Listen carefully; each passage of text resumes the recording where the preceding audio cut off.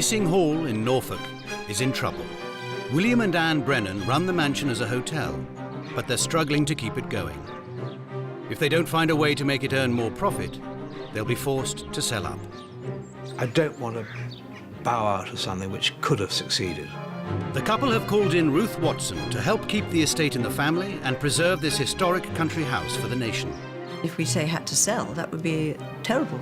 Gissing Hall might look impressive from the outside, but Ruth soon discovers that all is not as it seems. Nobody has curtains like this nowadays. Those pots are not hidden, you can still see them. I'm not good at managing people. If you haven't reached crisis point yet, within a month you will.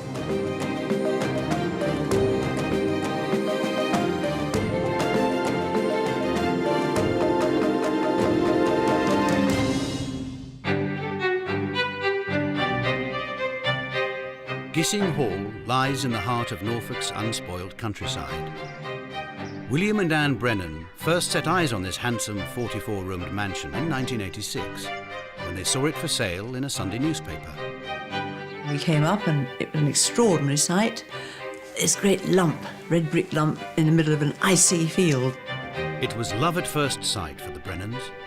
They sold their family home in London and purchased Gissing for £150,000. Well, we're really only looking for a weekend cottage.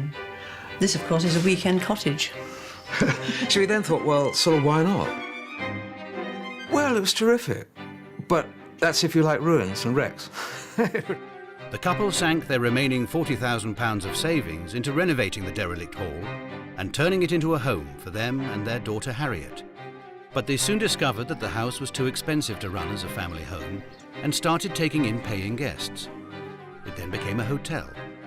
But with no experience of the hospitality business, fine artist Anne and William have found themselves with a shortfall of £40,000 a year. With 9 core employees, there are often more staff than guests at Gissing. Hi, how are we doing tonight? Sort of going quieter again. Okay. Daughter Harriet successfully managed the hotel and built up the business. But she's left to become a lawyer 25 miles away in Norwich. I worry about them a lot, I do, and I don't think they need looking after. I mean, they're both really bright. Whether they're made to be hotel managers, that's a different question. Since Harriet resigned 2 years ago, the hotel has been without a full-time supervisor. Having had no specific training, William and Anne run it as best they can. I'm not good at managing people, which is obviously a problem. Some people, they just love being Mr. Hotel. And no. Now pensioners, the couple live next door, but they're devoted to the hall and want to see it earn its keep so that they can take a back seat and enjoy their retirement here. To be a hotelier for an artist is a sort of sentence of death. But the couple have borrowed over £35,000 to renovate the hotel. If they don't get the business on track soon, they'll be forced to give up their cherished Gissing. We are getting older, and it's exhausting, and it's depressing, and it's dispiriting, anxiety-making.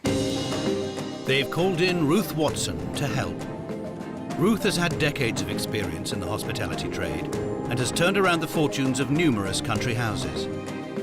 It's a frosty day in Norfolk, and Ruth's on her way to meet William and Anne, but she detects trouble before she's even arrived.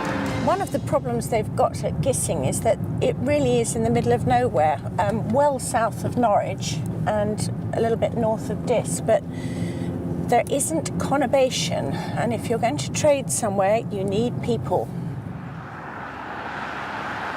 For any remote country house hotel, effective signage is vital. Well, this is obviously the main drive, but it has to be said the signage does not hold much allure. Oh, look at this. What is this?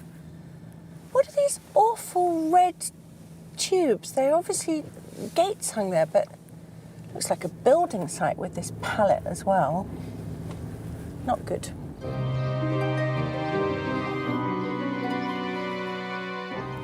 Everything's looking very sad. I know it's midwinter, but the marquee has got mould growing up the sides of it.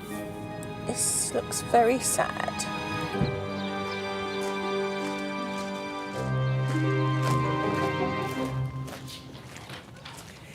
Hello. Hi. Welcome to Gissing Hall. Thank you very much. You're very And difficult William. to find. Yes, I'm sorry, guys. Thank you.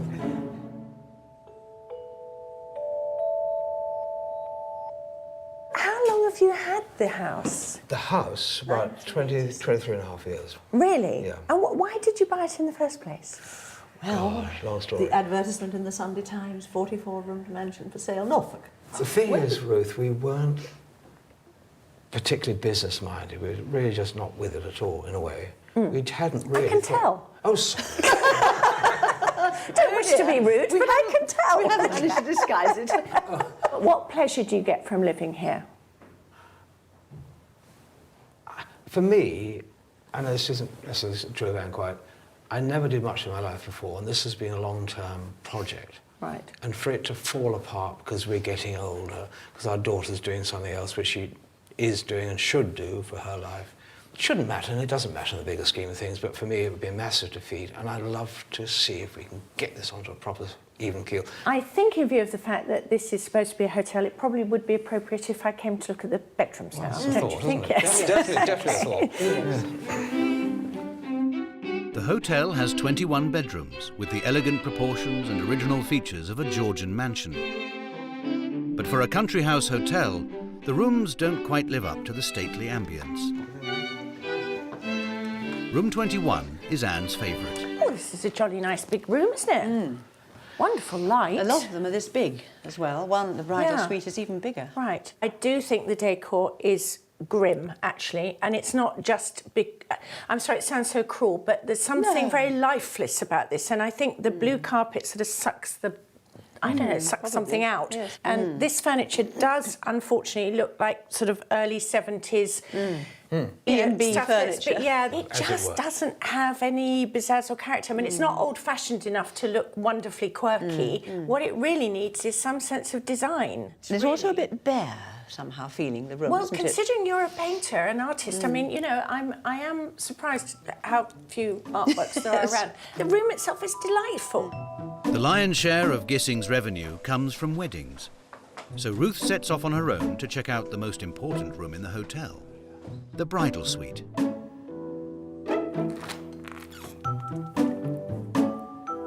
If you were very short-sighted, you might find it agreeable, but for most people, it's well below par.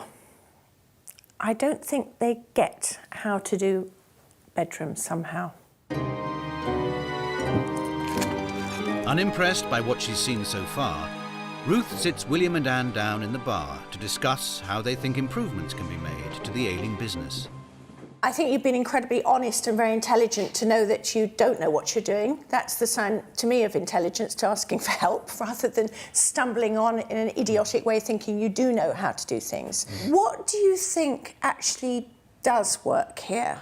What does work, if you like, is weddings, perhaps slightly underpriced weddings. We get lots of them. I can believe that in the summer, when the trees and the garden's in full flower, that this is a very pretty, quiet, lovely venue to be.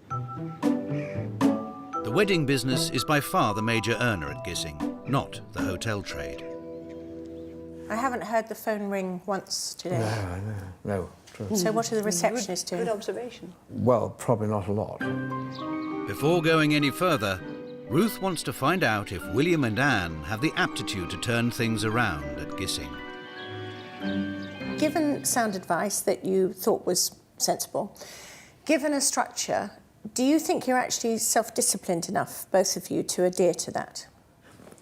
Well, what can I say? I really going to work for it very, very hard.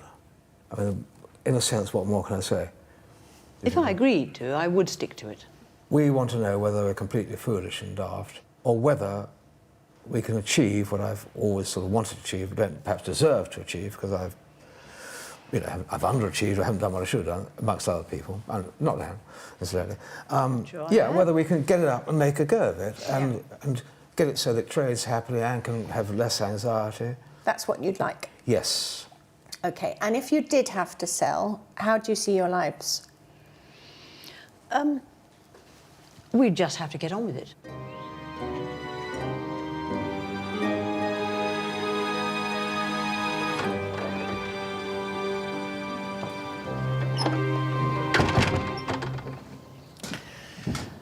I've gleaned so far is that this is certainly a big, rambling building with some really fine bedrooms.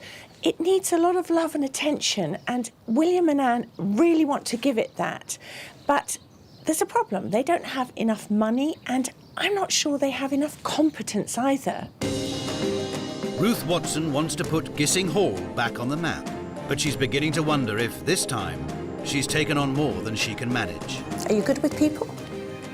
Variable. When people live in chaos like this, it's also indicative of a state of mind.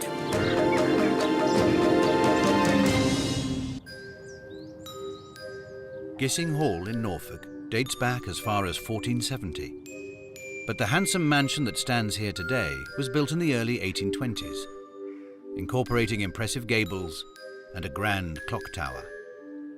For centuries, Gissing was owned by the Kemp family. The imposing facade that stands here today was completed in 1828. Part of the elaborate regeneration included diverting the nearby road so villagers were kept out of sight. By the early 1900s, the family had begun to run out of money. By 1936, the estate had been sold.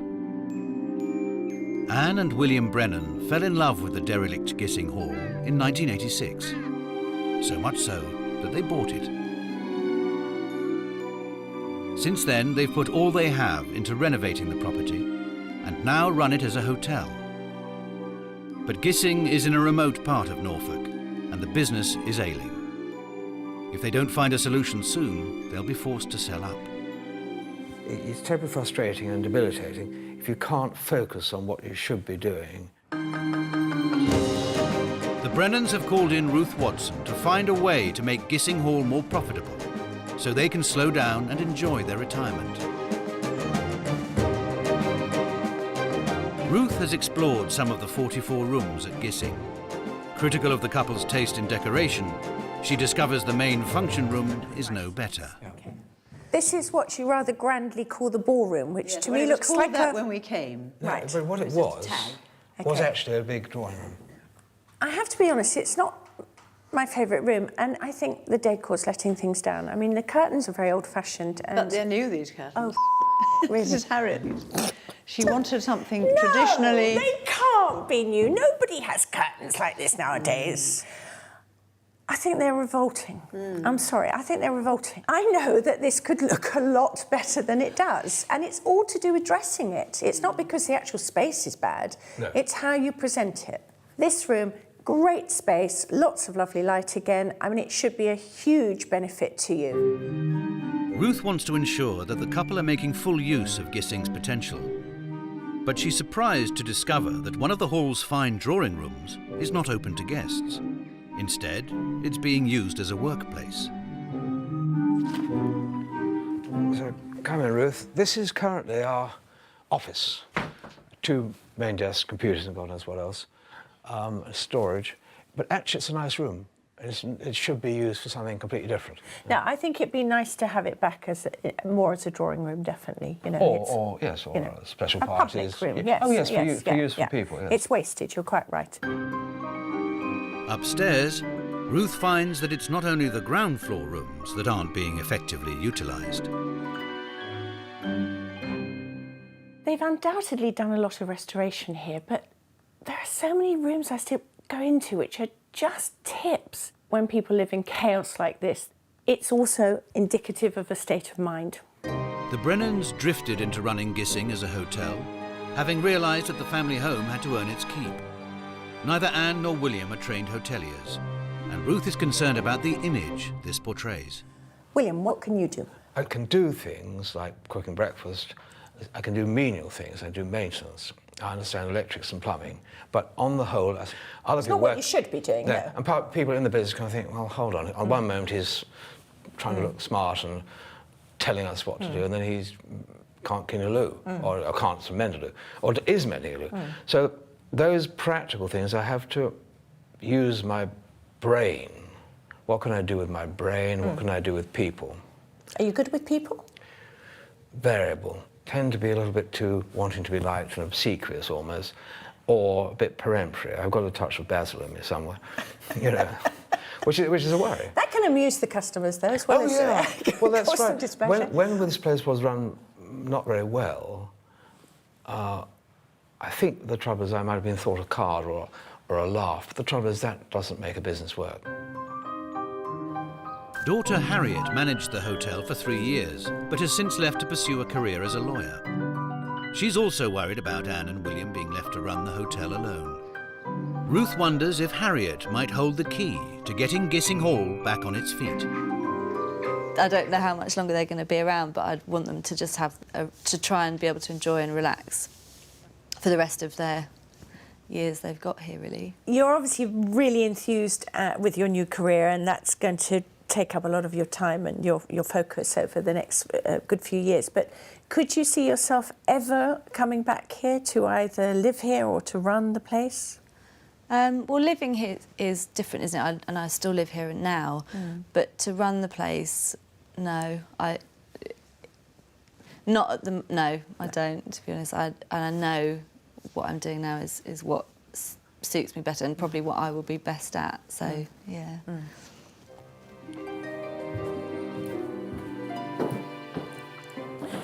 Well, the clear message derived from that conversation with Harriet is that she's done her bit here and she's not coming back. So if William and Anne have had any hopes that she was going to be their messiah once again, I think they need to dismiss them. Gissing needs to bring in more revenue, and Ruth is beginning to realise that unless they bring in a leader, and soon, the hall won't survive. But there's one part of the business that is successful: weddings. Ruth wants to know what potential clientele think of the setup, and meets a couple who are considering getting married at Gissing Hall. Hello. Hello. This is very fortuitous. I didn't expect to see you. And your name, sir? I'm Phil. And I'm Hannah. And Hannah. Hello. Well, very nice to meet you. So once you got inside, you've been shown round, and what's your feelings now? I think we're being really impressed, actually, because we're kind of looking for somewhere where it is kind of a blank canvas. Yeah. And I think with the marquee, it is a blank canvas, so we can do what we want with the inside. I think in terms of the menu and everything, and just their willingness to help and cater for what you want for the day, which is really refreshing compared to other places we've kind of looked at who seem just really rigid in what they can offer you and the price. There's no leeway to discuss things. So That's from that point of view, interesting. Yeah. we've been really impressed with that. Yes. I think the ballroom wasn't as beautiful as the marquee. The ballroom was still looked a little bit old-fashioned. What did you think about the curtains? Did you notice them? Bit Yes. heavy. OK, thank you. Gissing clearly has appeal as a wedding venue, but it isn't realising its full potential. So Ruth has invited one of the country's most prestigious event organisers to visit the hall. Peregrine Armstrong-Jones has organised numerous royal events and society weddings, including the nuptial celebrations of the Beckhams and Elizabeth Hurley. I'd love to have a yes, yeah. So this is what they call the ballroom. Slightly grandiose title, but a good space, I think. It's a great space, isn't it? It's nice and airy. Views over the garden. Lovely big spacious garden. So yes, it does work. Peregrine, this is obviously the marquee. Here we are. Here we are. Which doesn't look too good outside, but it seems to be a good space inside. I mean, what do you feel? It's nice and clean. Oh. And the good thing about the backdrop is that it's white, which means it goes with anything. Does it matter not having windows or somewhere that guests can pour out onto a lawn? Is that It's a shame, isn't it? Because we've got these lovely grounds, and here we are in a box, and we can't see any of it. So really, what would be good would be to take out sections of this walling and replace it with this this glass panelling. Yeah. And then you could sit here and feel you're in a wonderful room overlooking the garden. Gissing Hall might be a smaller venue, but with shrewd planning, Peregrine's convinced there's potential to increase business and income. Ruth is confident that there's a gainful way forward for Gissing. She calls William and Anne to a meeting. Hello. Hello, Ruth. Hello, Ruth. I think it's a fair summation to say that if you haven't reached crisis point yet, within a month you will. I would suggest to you that actually running a hotel here is very, very difficult, and it's not something I would want to take on. You have the essential problem that you're too far off the main route. So my suggestion to you is that while you don't immediately just close down the hotel operation, because that would be foolish, I do think you should consider tailing it out. Because what I do think this place is ideal for is events. Doing the weddings is a good thing, and I think, you know, they just need to be done better, because by doing them better, you will get more business and more money coming in, and that's the name of the game. The house might be a satisfactory wedding venue, but Ruth's more worried that William and Anne don't have the acumen to effectively oversee Gissing. You must get a manager. If I'm going to call a spade, I don't think either of you have the capability or the desire to run this place in an operational role on a day-to-day basis. It's not going to work. So having a manager is essential. But if a new manager's to be brought in to enhance the wedding business, attention needs to be paid to the tired appearance of Gissing Hall. Presentation is all. It's such a cliche, but people judge you on it. So when I come to your drive eventually, I find some really rather saggy old signboards where the paintwork's not very good and, you know, they just don't look very good at all. And then I find a pair of iron gates which are hanging on these strange tubes. Now, I know that they have only just been put in, but they do have to have brick piers put around them, because at the moment they look as if they're guarding some juvenile detention centre. We had a really eminent wedding advisor down, and his name is Peregrine Armstrong-Jones, and he was responsible for Liz Hurley's wedding, so he knows how to do these things with panache and flair. And he had a number of suggestions to make. One of them was that the side of the marquee which overlooks the pond should be opened up so that you put glazing in, whether it's plastic glazing or whatever, in order to open up that marquee, because he thought it was a very good space, but it was actually hiding its light under a bushel, as it were, by not having that view out. In terms of the ballroom, we all agree it's a really, really good space, but we don't like the curtains. It just needs to be made more joyous, more charming than it is, because it's a great space and it's of huge value to you. Another of Gissing's 44 rooms with potential is the main office, which Ruth thinks could make a drawing room for brides. Finally, and arguably most importantly, Ruth wants to raise the establishment's profile. I really do think that if we're going to relaunch Gissing Hall, making this absolutely the place to come in South Norfolk, then I think we also need to do a wedding fair. A wedding fair will redefine Gissing Hall as a leading venue, bringing together vital tradespeople, including photographers, cake decorators, dressmakers and caterers, with potential brides-to-be, partners and their families. We want success here. We don't want the defeat that you are so frightened of. Are you up for that? Yeah, of course. Yes? I'm doing as I'm told, Ruth. You are my fairy godmother. I want you to embrace the idea with joy. Right, joy.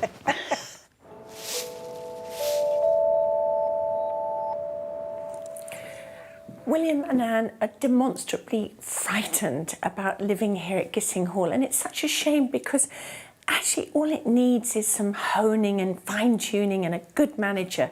And at the end of the day, they rescued Gissing Hall, and I think it's time for Gissing Hall to rescue them. After Ruth's departure, William and Anne take stock of her adjudication. We were much more depressed, I think, we realised. I think a couple of days ago was the day that more people commit suicide than any other time of the year. Well, that's passed, and for us it's passed too. So I personally, I can't speak for her, but I think it's really quite hopeful. The overall feeling that really is things could really happen. Ruth's most fundamental proposition for the Brennans is to phase out the hotel business and concentrate on becoming an upmarket wedding venue. She wants the couple to stage a wedding fair in just 8 weeks to ensure Gissing is up and running in time for the spring season. It's the new year, and despite the wintry weather, William calls in the builders to improve the offending gate posts, as instructed by Ruth. Morning, William. Oh, God, that's going quickly. That's great. Great. Well, see you later, David. The marquee is dismantled and taken away for cleaning. This will look a totally different marquee when, when we come. Better with the windows along the front there. Yeah, sure. Let a lot more light. That's great, yeah. While Anne gets down to business shifting years of accumulation from the old office.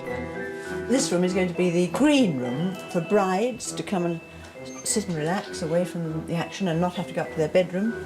I love throwing out, making spaces.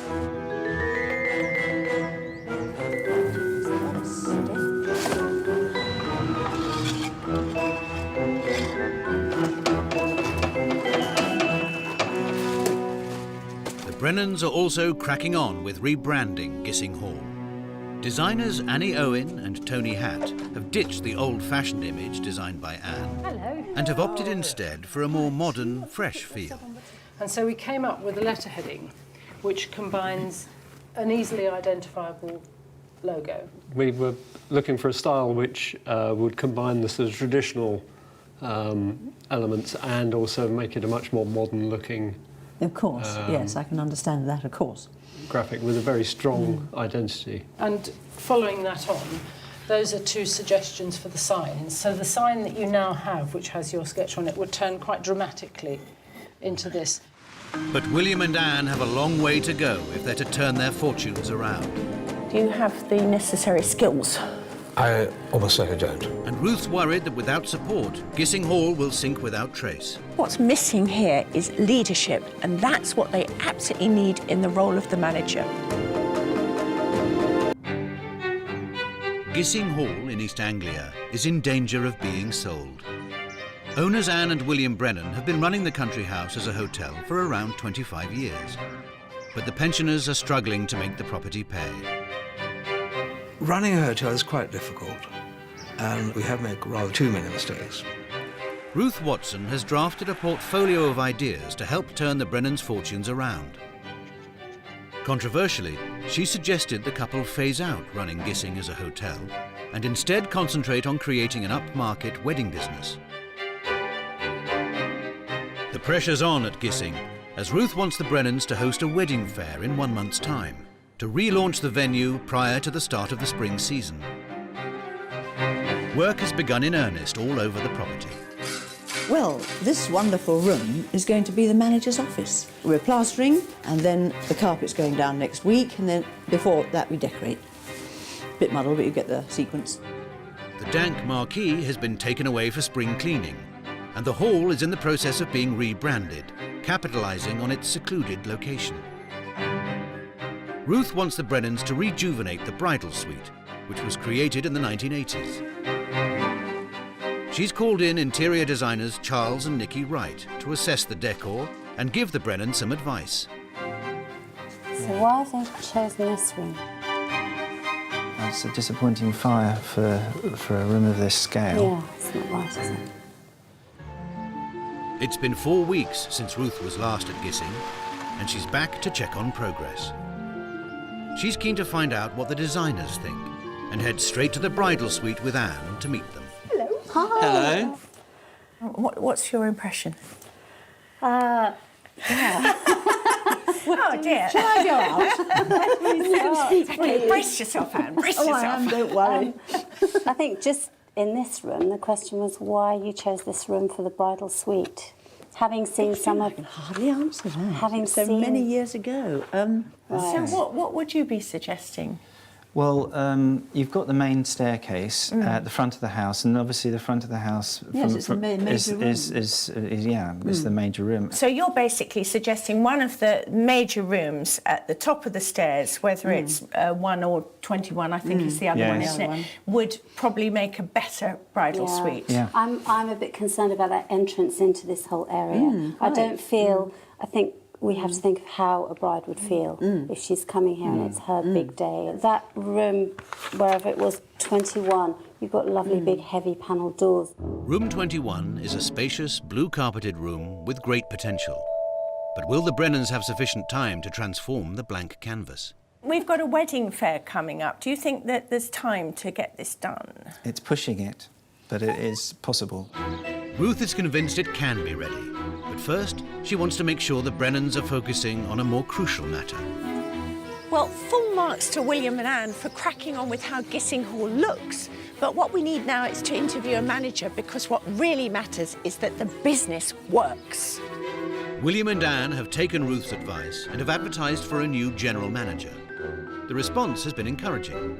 They've received over 50 applications for the post. If people start to diss their ex-employers, I immediately go cold. A short list of candidates has been drawn up for interview. How are you both at interviewing? Do you have the necessary skills? I almost certainly don't. But right now, Ruth wants to make sure the Brennans are up to speed.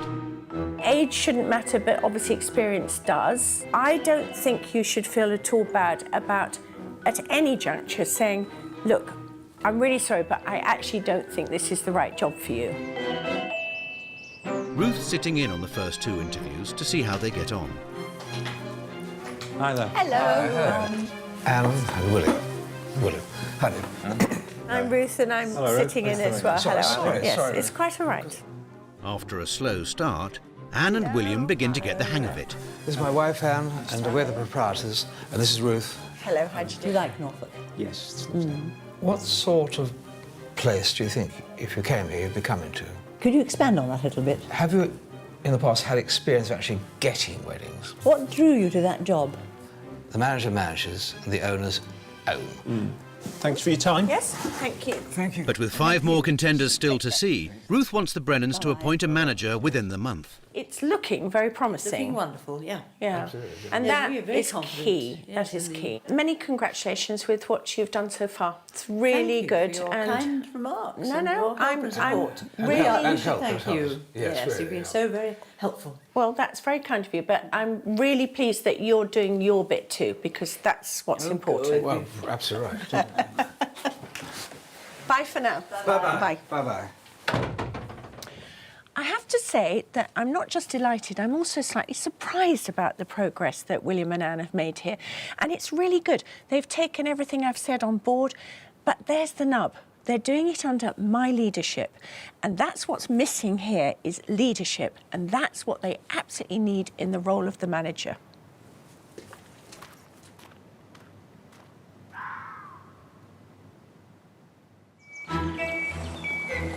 More determined than ever, William and Anne are working hard to transform Gissing Hall into an upmarket wedding venue. They're pinning all their hopes on the wedding fair to bring in much-needed trade. The couple have borrowed £20,000 to begin refurbishment of the house and grounds.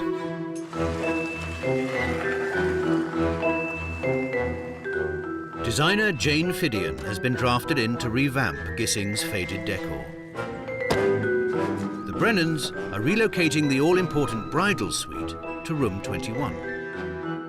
But it's a huge undertaking.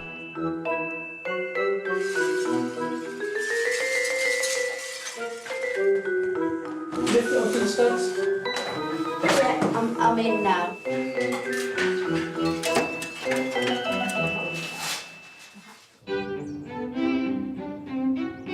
The day before the wedding fair, and all hands are on deck at Gissing. The old office is being transformed into the new bride's morning room, but designer Jane isn't happy with how it looks. I think it looks better if we take the colour straight to the top. It'll make the room look taller. The other, the cream above the picture rail tends to make the room look squat. That's right. Do the top with grey, please. Lovely. Lovely. Excellent. All right, nice one. Anne is determined to ensure that Gissing looks its very best. So 9 lights, clear droplet, matte paint effect with diamonds. It'd be nice when it's dim. Suitably Sparkling. fancy. And she's eager that the bridal suite lives up to Ruth's expectations. This bed, I think, it's a much better bed than the other one. No, doesn't it make a difference when you get the cushions on? It does. I always laugh and say to people, well, actually, dressing up a bedroom, it's a bed throw and 6 cushions. Yeah, and I think that actually looks really quite nice, but do you think we can do some tinkering with the frame in the morning? Yes. So we could... Under your guidance. I brought the paint. Well, I'm going to take this home and polish it. Fine. But with only 24 hours to go before the wedding fair starts, William's worried they won't be ready in time. Bill, is there a chance you could go a little bit over today because we're running? Yeah, a younger bit over, yeah. Thanks very much. We're good. Well, I might be done by sort of 7, 8 o'clock if I'm lucky, but that all depends. Getting the chandeliers up is a two-person job, really. So we're sort of up against it, really. I professionally look stressed, that's what I do. But I don't actually, part of me is agitated and ridiculous, but part of me is quite calm.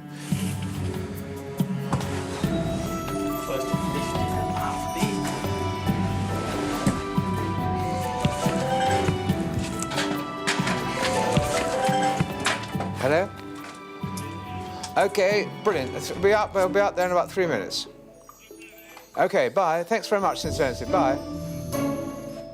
Do you mind? I'm sorry, let's go.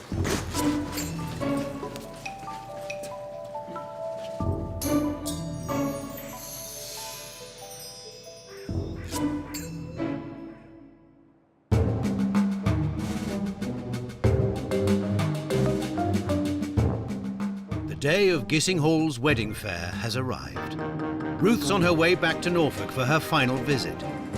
It's been a month since she was last at the house, and she's inspired by what she sees. Now, that is a triumph. Proper gateposts. Oh, they've actually done a really good job. And they've trimmed the edge of the drive and re-gravelled it. Shame about not clearing up the bricks, but gosh, they've really made progress. There's a lot riding on today for the Brennans. They're hoping that the relaunch will bring in more wedding trade and, ultimately, more revenue.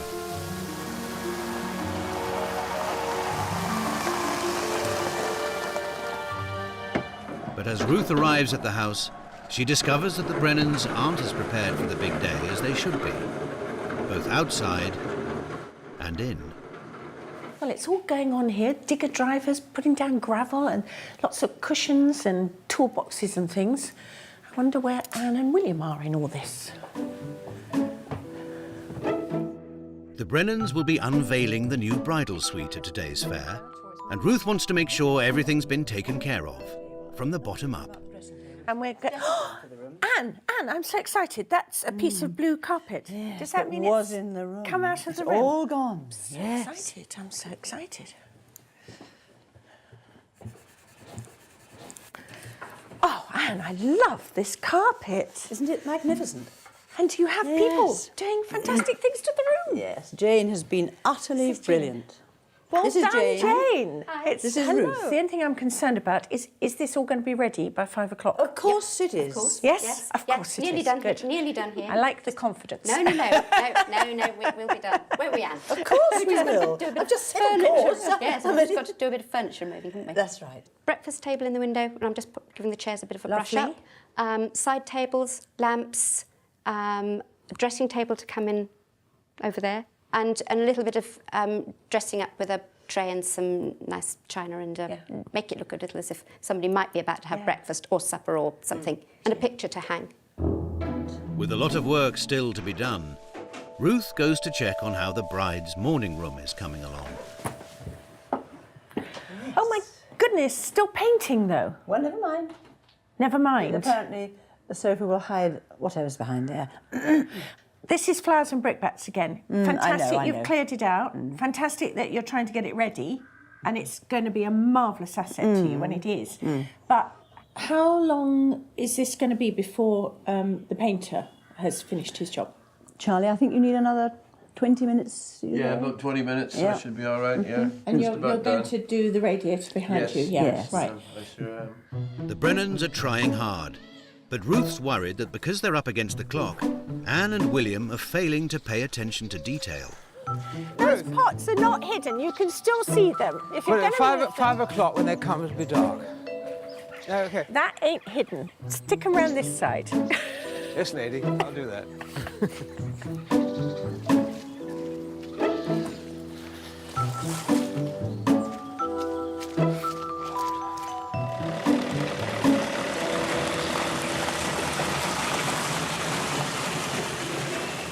The wedding fair is due to start in just over an hour, and the event is at last beginning to take shape. The staff are pulling out all the stops.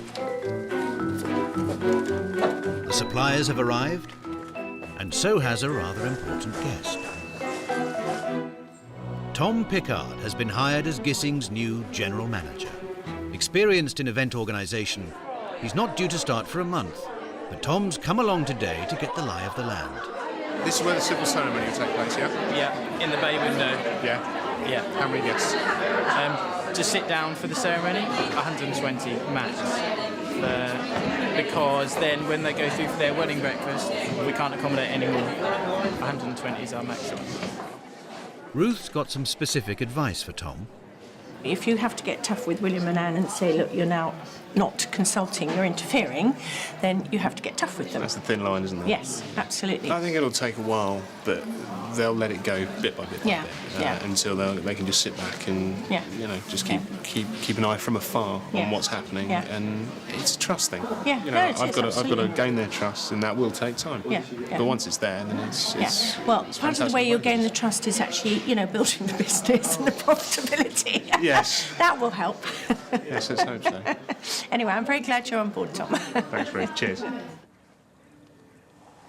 Today is William and Anne Brennan's big chance to make a difference at Gissing Hall.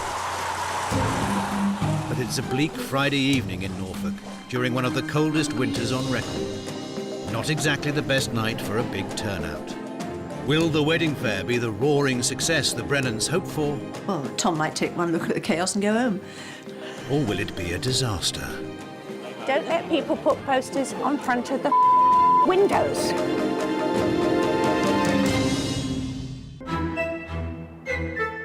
Anne and William Brennan want to retire.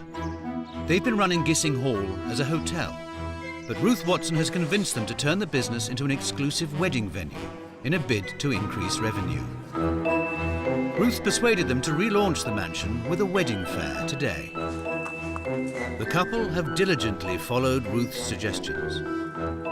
They've employed a new manager, removed the unfashionable curtains in the ballroom, turned the dishevelled office into a restful morning room for brides. And they've transformed room 21 from a cold, uninviting space into a warm, sumptuous bridal suite.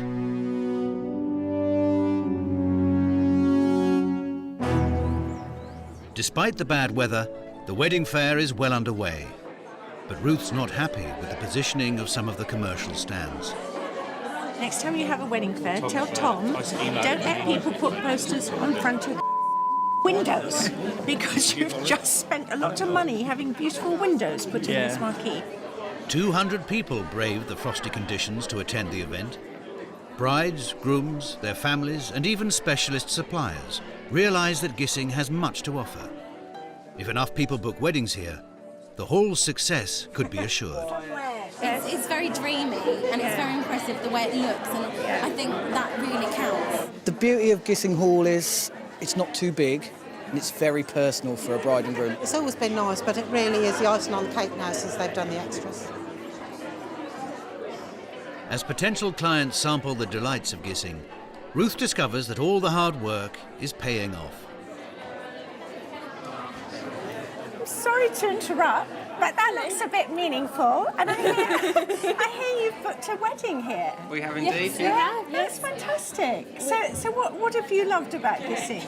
It's more it's just the character of the place, We've been to see other hotels and they're all chains and they're all very corporate. Yes, and this just had something about it. It was more personal and more kind of meaningful because it was for the two of us. And they've got the accommodation. Yes. And the accommodation. And have you seen the new bridal suite? I haven't seen it yet. I'm really excited. You're going to love it.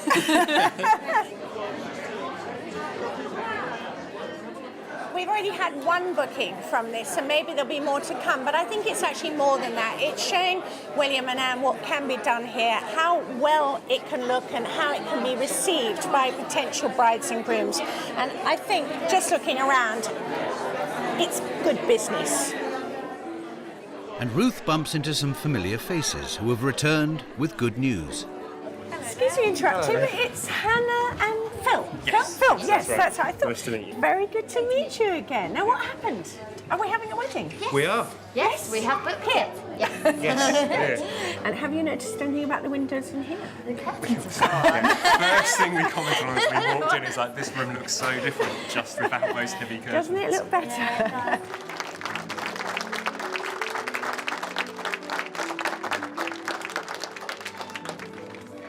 Nice looking girls, look, and a great variety of dresses, actually. With the future of Gissing Hall looking more prosperous, Ruth sits down with William and Anne for the last time. Have you found the process agreeable? Has it been tough? Do you think it's been difficult? Absolutely frightful. Yeah. Nerve-wracking. Why does that not surprise me? Yes, quite. Yes, but do you think it's been worth most enlightening, it really has. And now we think we possibly could have an exciting life here, not just financially, but overall it could be quite different for us, for the house, for our daughter, even indirectly. It could make the whole thing maybe hugely different. And not that all thanks to you, Ruth, but it's very big. We will give you a huge thanks, Vast if it works. pile We of think it will. thanks to Ruth. So Yes. you can rescind the thanks if it doesn't work. Oh yeah, I should write you letters of complaint. We just won't speak to you ever again.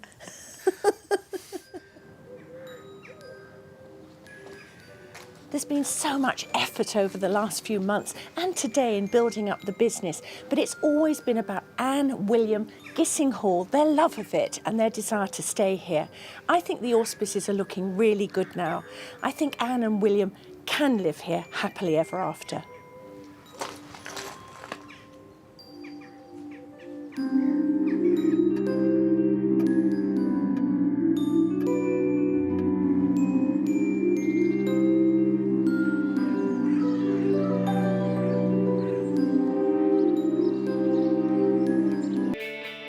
Britain is a hotel nation with over 500,000 hotel rooms. But there's a problem. Far too many British hotels aren't up to scratch.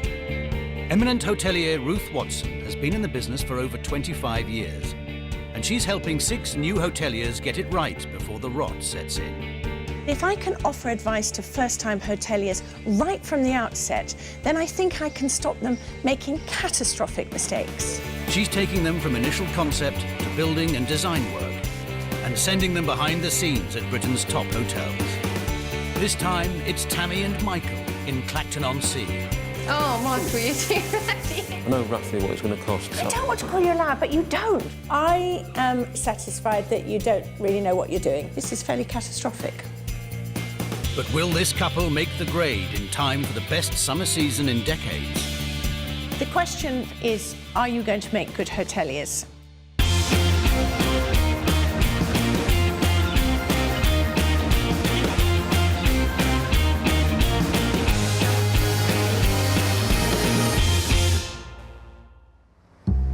Clacton-on-Sea is one of the most established seaside towns in Britain, full of old-fashioned charm.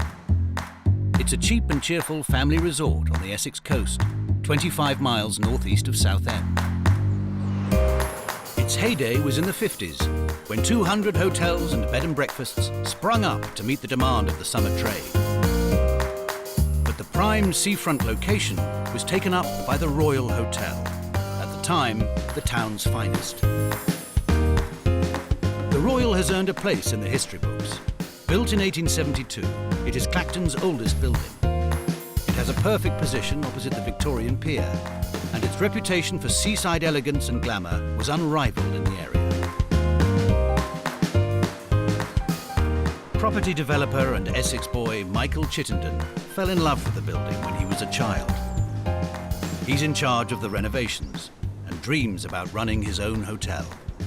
Loved the building. The fact that I owned it, I couldn't believe it. I mean, it sat there asleep for 5 or 6 years. Bring that back to life is going to be great. It's an achievement, isn't it? He lives with his Australian-born girlfriend of 9 years, Tammy Madge, in Woodbridge, 40 miles from Clacton.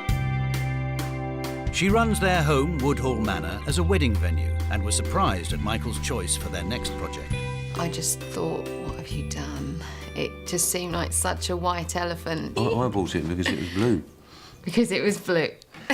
No, it's just a fantastic looking building. It's a great colour, actually, blue.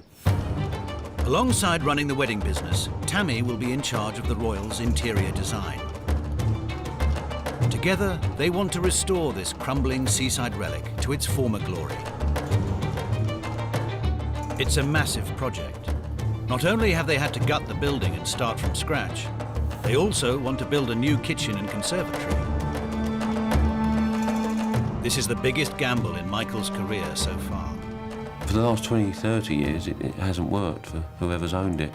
You never told me that. Yeah, well, that's how I ended up with it. They've worked on it for over a year, but still don't know what to do with the layout.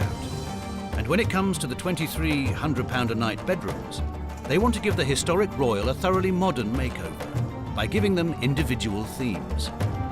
Let's have a 60s room, have a jukebox in there. So we could have a erotica room. No. So just as a bit of a quirk here, we've got one slipper bath going here with the back coming up here. So it'd be like, you know, you see in the old westerns, the old boys sitting in there with a cigar. Like a Wild West room, then? The schedule is slipping on this £3 million project. Michael wants to open by the August bank holiday, but business-minded Tammy is worried the money will run out before then. Michael thrives on risk. He likes the white-knuckle ride constantly. And, you know, me keeping up with that is quite exhausting, actually. It's February. The Royal's August opening date is only 6 months away. Award-winning hotelier Ruth Watson has stepped in to see why, after 14 months of work, it still looks like a building site. So I have to ask the crucial question, what makes you think you can be hoteliers? Michael's got a great eye for detail and customer service, so I think that he will... Well, that's, I mean, we've So the burden is on you.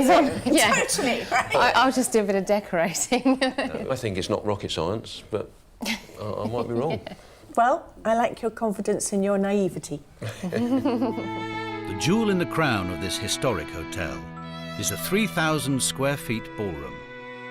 It has entertained royalty and even Winston Churchill. Well, this is quite something, isn't it? Yeah. My word. This is the famous ballroom of the Royal Hotel. But there's a big problem when it comes to recreating the ballroom's golden era. When the hotel was failing in the 80s, the ground floor was carved up and part of its lease sold to a budget pub chain. Today, the bar still occupies half of the Royal's ground floor space and will do for several decades to come. This means that the ballroom is the only public space for the hotel, a major issue when Michael has so much planned. We want to make the ground floor multifunctional as much as possible without spoiling it, of course. Food is important in Michael and Tammy's plans for the Royal, so they're building a large state-of-the-art kitchen. The hotel needs a restaurant, bar and guest lounge, but they also want to offer afternoon teas, ice creams and events to outside customers. They have a ballroom, conservatory, old bar area and mezzanine for all these activities. But after 14 months on the project, they're still not sure what goes where. So you still haven't really decided how best to use this? Not this ground floor, no. It does change from week to week. Why? We want to get it right, and I'm a very visual person. I need to sort of see things in place before I know whether I like them. You mean you can't read a plan? Actually, this room has really got to do a lot of tasks, and I don't think that Tammy and Mike have the design expertise or the architectural understanding to create a space that's going to function for all those different activities. Tammy and Michael have borrowed £1.5 million from the bank to buy the property and plan to spend another £1.5 million to renovate it. They've financed it from their other businesses and can't afford to go over their budget. Who's controlling the finances here? I've got the checkbook and I'm in control of the Right. money. Have you done a business plan? Yes, sort of, yeah. You're not filling me with huge It's in your confidence. head, so... Mike, we're going to make the it... business plan has not got to be in your head. It's We'll- got to be on a screen or a piece of paper. Have you left yourself some working capital for the first 6-9 months? No? I know we should have budgets and things, but it's going to cost what it costs. I hope to be able to find the money every week to pay everyone and everything and get to the finishing line. Tammy doesn't even know what her budget is, and yet she's meant to be refurbishing the rooms and things. I mean, we make those decisions on a daily basis. We look at certain products. That's not how it's meant to work. You know that. It makes it slightly harder. Ruth's biggest worry is that even though they want to open this hotel in 6 months, this couple lack a coherent plan. You must, in your mind's eye, have some kind of vision for it. I picture it like the Titanic film where it went back and it all went sepia and it went back into the yesteryear. As long as your whole project doesn't go down. No, or like cost the as much as Titanic. the Titanic. Michael's Titanic plans include a huge state-of-the-art kitchen, but they're not sure exactly what it will be used for. So the kitchen, how much have you budgeted for that? Building the structure is going to be sort of 150, 200,000 pounds. Have you decided what style of food you want? Not yet, and that's something that we really do need to decide on, what style.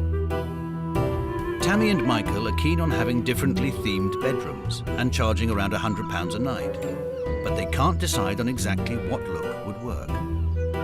We want to have some themed rooms. Themed rooms? Yeah. Yeah? What sort of themes? To emulate famous hotel rooms around the world. So like the Ritz and Yep, things the like Ritz in Paris is one, Raffles in Singapore is the other. But I don't know if that's going to be enough to draw people to stay at the hotel. So how would you like to theme them? I would go very tongue-in-cheek, very cheesy, like 1960s or 1950s. Or I just think that you do have to execute whatever the theme is really well to get away with it. Otherwise, it doesn't look cheesy, it just looks tacky. Ruth believes that this is a very difficult project to get right and a very easy one to get wrong. Tammy and Mike might have all the best intentions in the world, but I'm not sure that they have the expertise. I would hate to see this ending up not just badly themed, but actually just badly designed, and I think there's a real risk of that. There are rough waters ahead as Michael's finances dwindle. The budget is spiralling. I've stopped adding it up, to be honest. And Ruth sinks their big ideas. I am absolutely satisfied that you don't really know what you're doing.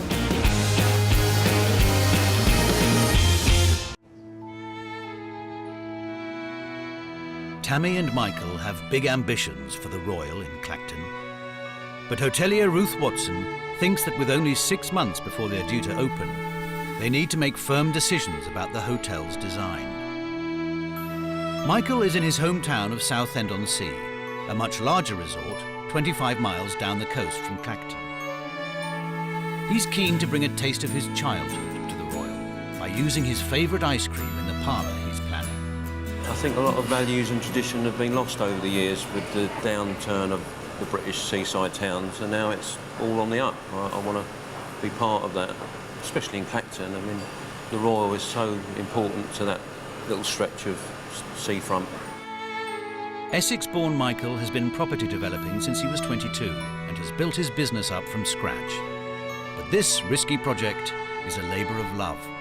One wonders whether it's the right thing to do, spending all that money on an unknown quantity, because it will be unknown. I mean, rooms of that standard aren't really around in Clacton. It's a gamble, so I'm going to be part of that. I'm taking the risk, taking the gamble.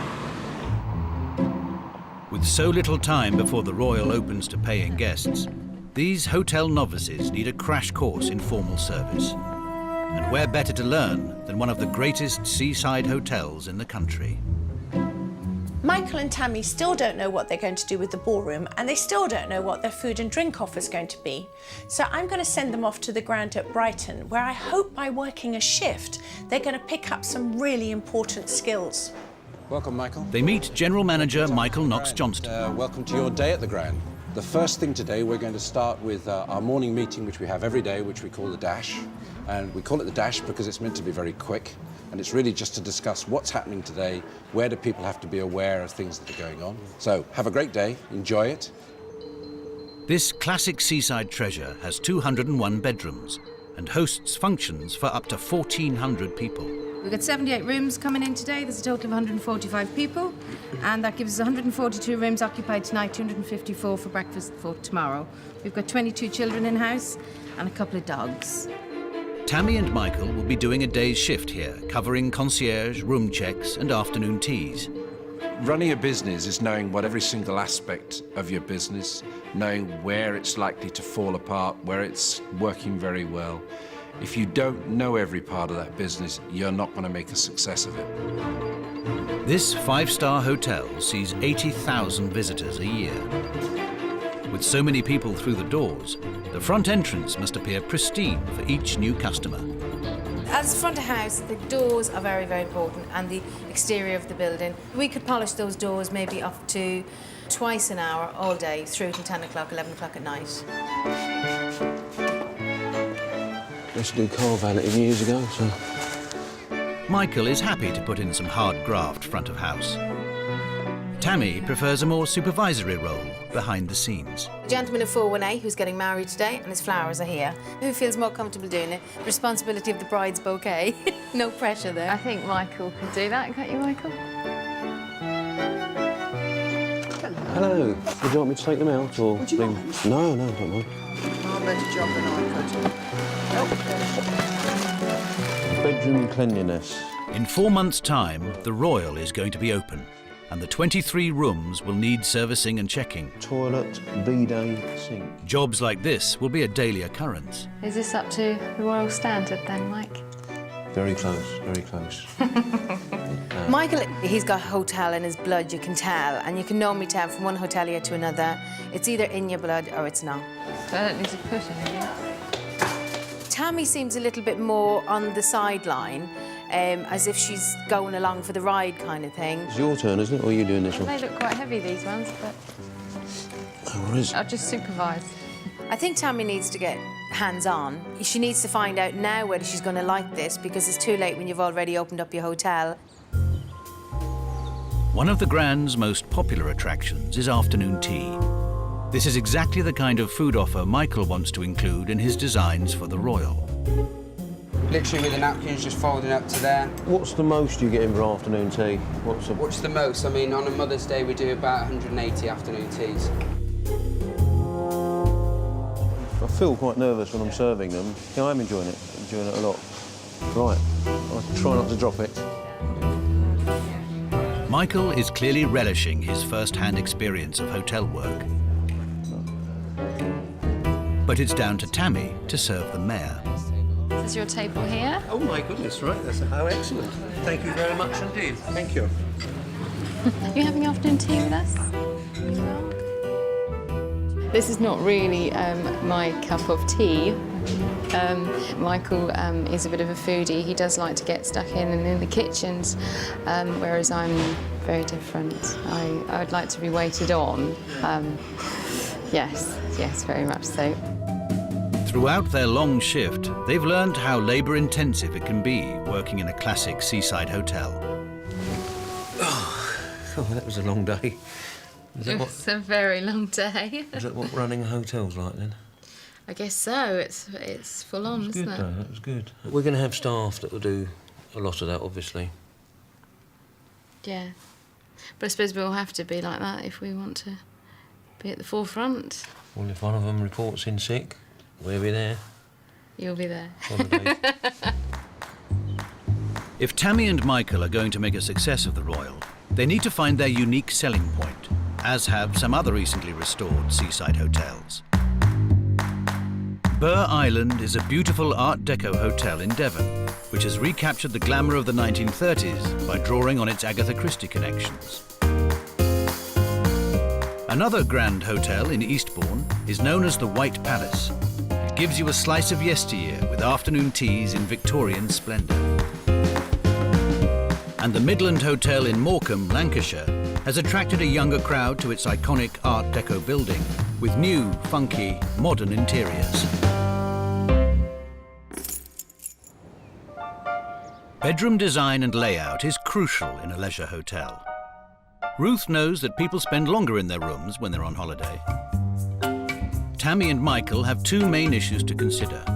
They need to decide on a style of decoration for the 23 bedrooms, but first, they need to work out what goes where. Where's the wardrobe or hanging space going to be? It was actually supposed to be built right behind you. Oh, no, it wasn't. Where was it then? Right over there? So where's the hanging space? That's where the dressing tables go. So where's the wardrobe going to go? If the dressing table's there... to this side. We're quite restricted with the windows and the bathroom I door. appreciate that, which is why it needs to be planned. I think it's there. Well, we've had a choice of 3 walls that the wardrobe may be going on. You picked on the one room and the one piece of furniture that we... I don't know, if we did the rest of the rooms, we'd probably be I was going to say, let's go to another room. When designing a hotel bedroom, it's essential to know where key items will go at the construction phase. A wardrobe, for example, must have space next to it for a table or luggage rack, so that people can unpack their suitcases. In larger hotels, furniture is often made bespoke. This means knowing several months in advance where it will go, so there's time to make it to size. And the dimensions and position of the bed will dictate where light switches will go.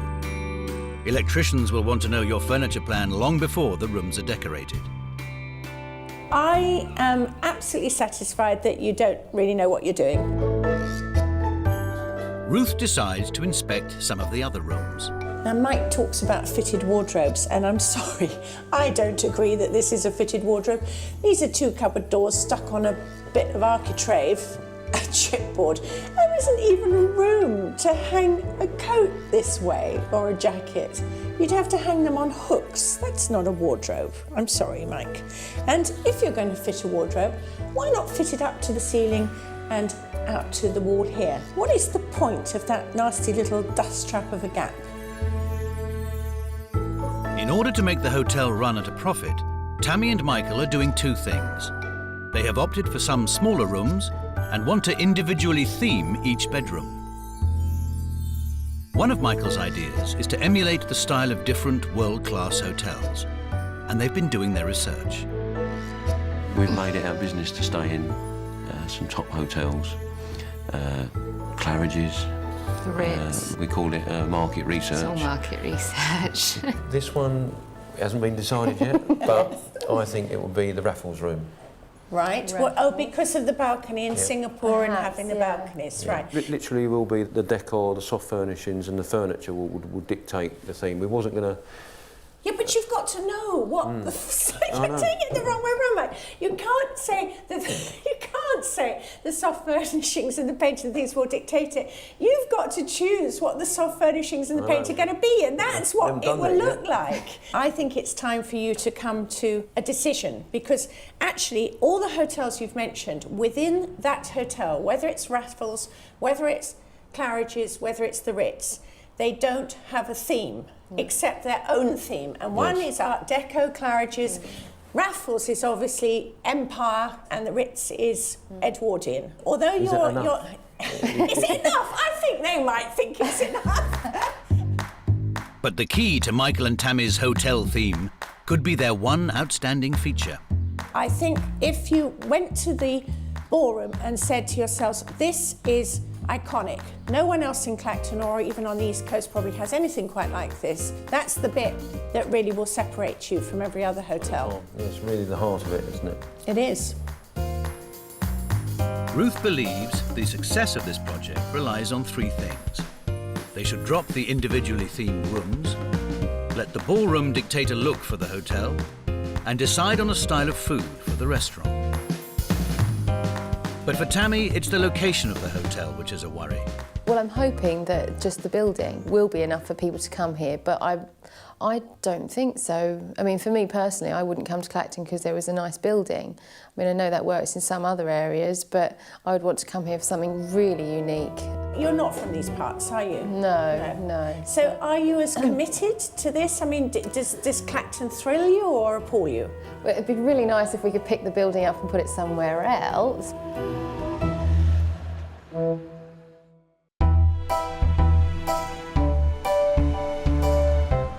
2 months later, and work is progressing. They've dug the foundations for the new kitchen extension.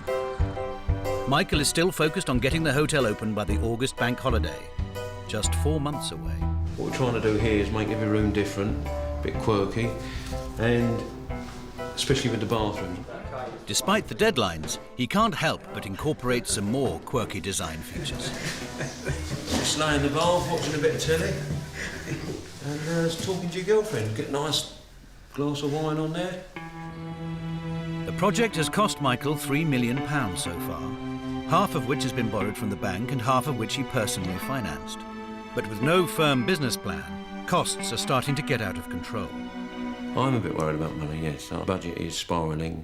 I've stopped adding it up, to be honest.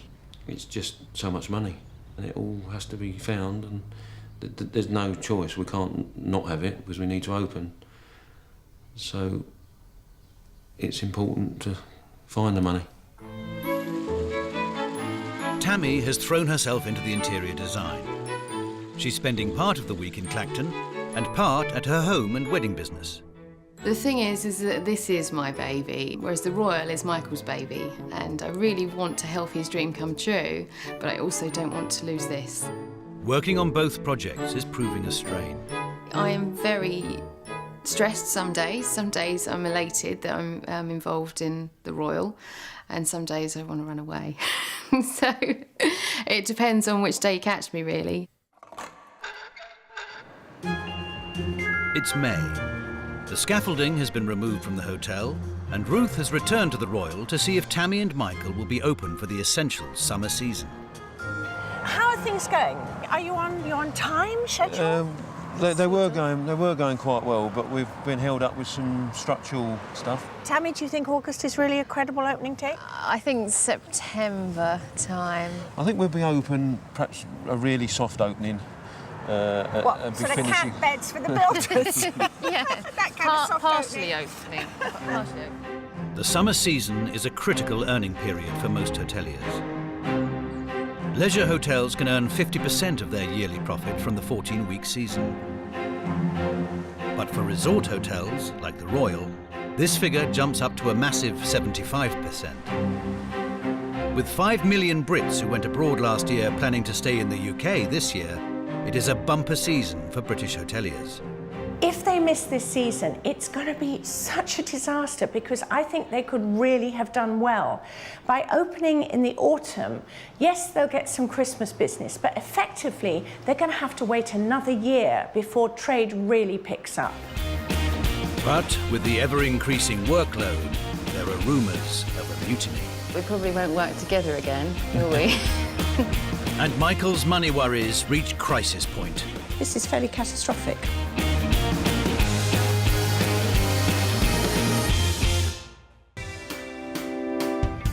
Tammy and Michael are renovating Clacton's oldest hotel. But they are massively over budget, and the August opening date is looking less and less likely. The historic ballroom has been decluttered and is ready for decoration. 2 months ago, Ruth advised them to work out a master plan for this key space. She's keen to find out if they've taken her advice. It's good you can actually see it. This space, have you finally decided what it's for?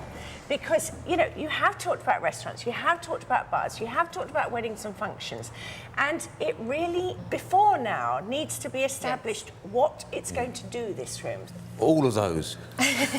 But can it do all of those? We see it as being a multifunctional area. So seeing it as being that is one thing. Can it be that? Is it actually practical to have it? Tammy and Michael have decided on the location of key elements, but they haven't thought about flow. The ballroom is the centre point of the building. It could be a good space for functions and events. However, because it's in the middle of the hotel, it completely restricts the flow of customers from the rooms and reception to the restaurant. Say I'm staying here and I want to go to the restaurant and I don't want to come to the wedding. How am I getting from my rooms over there? Yep, you've immediately hit on the one problem with that. And we can't think of a way around it. People would literally have to go outside the hotel and into the restaurant. That's the only thing wrong with our plan. You're another 2 months down the road and you still haven't decided. Look, apart from anything else, your residents are not going to want to get up, go outside to come round and have breakfast over there. There's so much still on the hoof thinking going on. I mean, by now, plans should really have been crystallised, and they're so fluid still. Ruth is worried that this chaos is costing them dearly. What have you spent? Yeah, what have you spent, Michael? Well, I stopped adding it up about 2-3 months ago. No.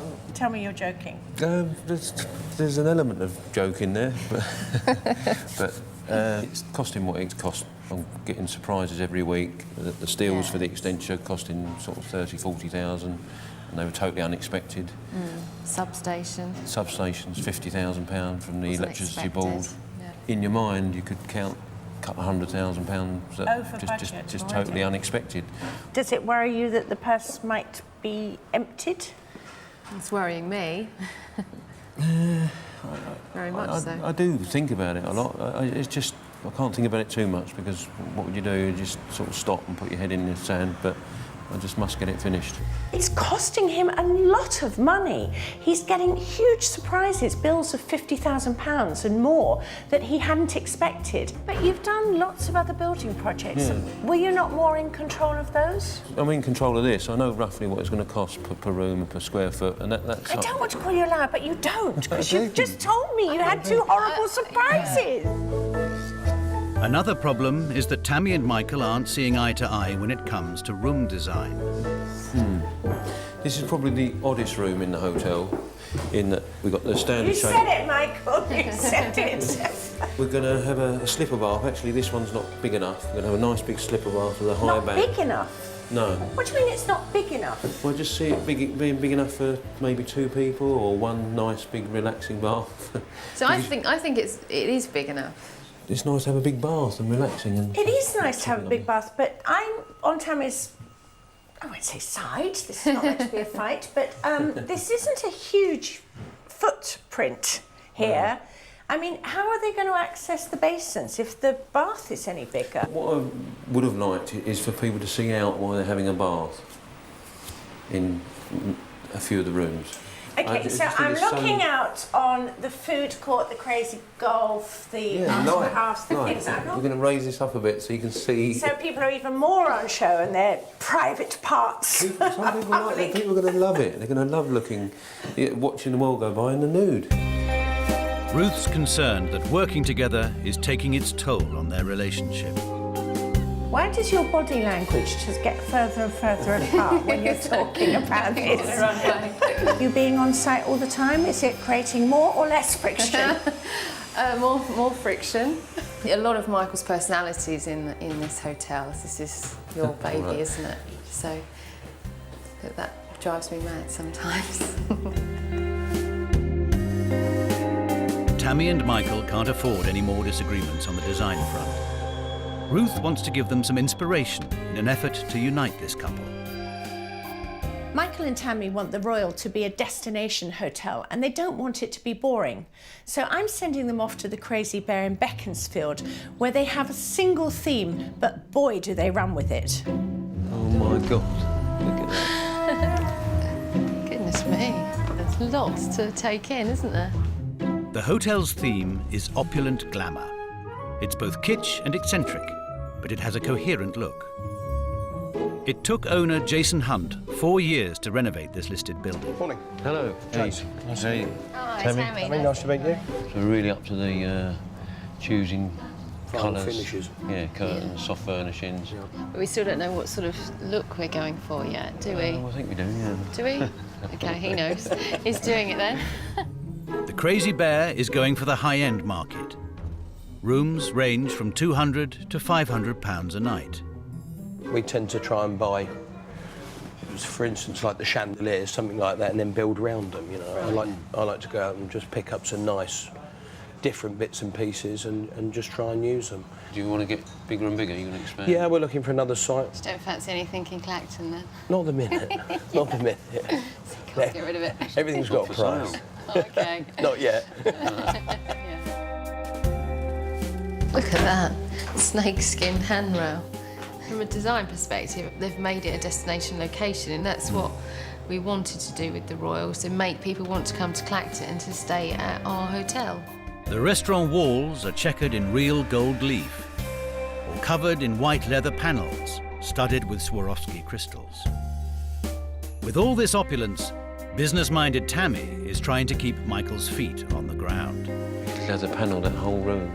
Yeah, and charge £2.50 for a drink. So much to look at, isn't there? The bedrooms are a sumptuous combination of velvet, mirrors and embossed cowhide. Each room has a £4,500 copper bath, which fills from the ceiling. No, you don't switch it on. Ooh. And that is what you call a shower. Oh, Michael, you're the idiot. Oh, great. Wonderful. They're going to kick us out of here now. But if they want the Royal to have anything like this wow factor, Michael and Tammy have a lot of work ahead of them. No, I think if I was going to give you any advice, I'd just expect a couple of sleepless years. So what's the hardest bit? Is it the refurbishment or the running of it? No, the running of it by far, yeah. Is it? Yeah. Yeah, believe me, you've got the easy part at the moment. Apparently the refurbishment is the easy part, so operational-wise, we've got that to look forward to, haven't we? With only a few short months before their planned opening, Tammy and Michael are starting to think about staffing the hotel. They've taken Ruth's advice and chosen a style for a restaurant. They want an unfussy bistro menu. In order to get them open in time, Ruth wants to help them find a great head chef. She's set up 3 interviews. Each candidate must impress them with experience, but also with culinary expertise by cooking a simple dish. I've suggested that they cook an omelette, partly because it's extremely quick, and mostly because it's so easy to get horribly wrong. Candidate number 1, Lance, has enormous experience working in banqueting. He's prepared a ham and cheese omelette. Why did you decide on ham and cheese? Just an original classic with fresh local ingredients. Okay. Did you season it? Yes. For me, it's a bit under-seasoned. What do you think some of the worst traits is in a head chef? I grew up under some pretty tough head chefs. If you got yourself in a mess on service and the head chef starts screaming and shouting at you, it just makes you panic and get even more in a mess. So I always promised myself that when I was running kitchens and had people under me, I wouldn't be like that. We're all as one team. I don't see myself as any more important than, say, a waitress or a manager or a washer-upper even. I really loved his answer about head chefs not beating the juniors up. I thought they were really spot on. He's quite a nice chap. Yeah. Oh, that's a glowing endorsement. I think you're a bit like me. We like everyone we see. Yeah. Michael and Tammy will have to think more critically about the candidates. It's up to them to choose someone with the right balance of skills and ambition. Chef number 2, Matt, has over 7 years' experience and would like to work in high-end restaurants. So that looks very pretty. It's a smoked haddock and asparagus omelette. Oh, right, OK. Asparagus being in season now. Of course, yeah. Well, who do you admire as a chef? I mean, I like the Jamie Olivers, Gordon Ramsay's, Gary Rhodes. I like the high-end, sort of fine dining style of food as well. I think you better now confess about what you like. Michael and Tammy want to serve unfussy bistro food, so Ruth thinks this isn't a good match. It would be foolish to take on somebody who's got massive ambition because it's not going to be realised here. You're both going to be very unhappy about it. Candidate number 3, Timothy, is a local man with 15 years' experience of cooking classic English pub dishes. Exactly the sort of food the Royal wants on its menu. It's a cheese and tomato omelette. Why did you decide to do cheese and tomato? It's fresh, nice ingredients, nothing too over-adventurous. Now, for me, this is very firmly cooked. I mean, there's an expression, baveuse, which is French, but it means sort of creamy. And I would expect my omelette to be a little creamier than this. You're obviously from this area. What do you think about Clacton? Clacton used to be the place to come. Everyone from London used to come to Clacton, and now they go elsewhere, but they are coming back to Clacton. And at this point, I think you should be talking about your vision for the Royal. It's your vision. Tell me, not your vision at all. I try and help with the vision, but it's a bit blurred. As a child, I always remember the Royal was massive, great big blue on the seafront as a small child walking past. He's got the job. You're getting there, you're getting there. Although his omelette doesn't impress Ruth, his attitude does. Actually, slightly going down the sentimental path, I think it's wonderful that he remembers the Royal in its heyday, and I think he would really buy into what you're trying to do. I think there was, you know, the makings of a good fit. With 3 months before the August deadline, they at least have a chef earmarked for their opening. But with the pressure of working 14-hour days together, Tammy and Michael's relationship is feeling the strain. Do we seem like we don't like each other? We didn't used to argue until the Royal. But yeah, we're survivors. This is the first time you've actually argued about a project. Can you together weather this? Because there's been a lot of body language that's, you know, not the greatest. There's been a lot of comments. I mean, can you see this through together? Yes. Relationship-wise, Yeah. or yeah, well, I think Mike would be more gutted if he lost me as a business partner. But we probably won't work together again, will we? It's July, and there's a problem. The unforeseen costs have been mounting. Extra work on the kitchen will cost £80,000. The electricity substation, £50,000. Because of his ballooning budget, Michael now needs to borrow hundreds of thousands of pounds from the bank. But Ruth knows that during a recession, this isn't going to be easy. I need the bank support at the moment, and they're considering that. What happens if they don't come through with the sponduli? I don't know. I'm trying to think of plan Bs at the moment. What's worrying is that if he doesn't get any extra capital coming in to finance this, he has got something completely unfinished, which is not saleable, but it's not tradable either. This is fairly catastrophic. It's the summer season in Clacton. The seafront is bustling and hotels are full to capacity. But the Royal is eerily silent. The unexpected additional costs have been growing, and Michael has run out of money. He has no choice but to put a temporary hold on construction. The decision to stop the site was very tough. It was awful. Telling builders that they haven't got a job for a while. For Tammy, there's no option but to pack away her interior design work and vacate the premises in the Royal. I'm just packing up my office and Michael's packing up his office, so we're just leaving this project for the moment. It's a time of reflection about how much strain a project like this can put on a relationship. The problems of working with your partner is you don't switch off, and you know, every waking moment that you're with each other, you're mainly talking about work, and you know, that can be very stressful at times.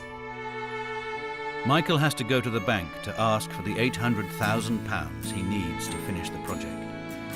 But the lucrative summer season has slipped away. When I bought it, I was so pleased with myself to own it. It probably gave me 2 or 3 years pleasure just owning it. Coming to look at it now and again. So that was nice. Is this the end of the line for the Royal?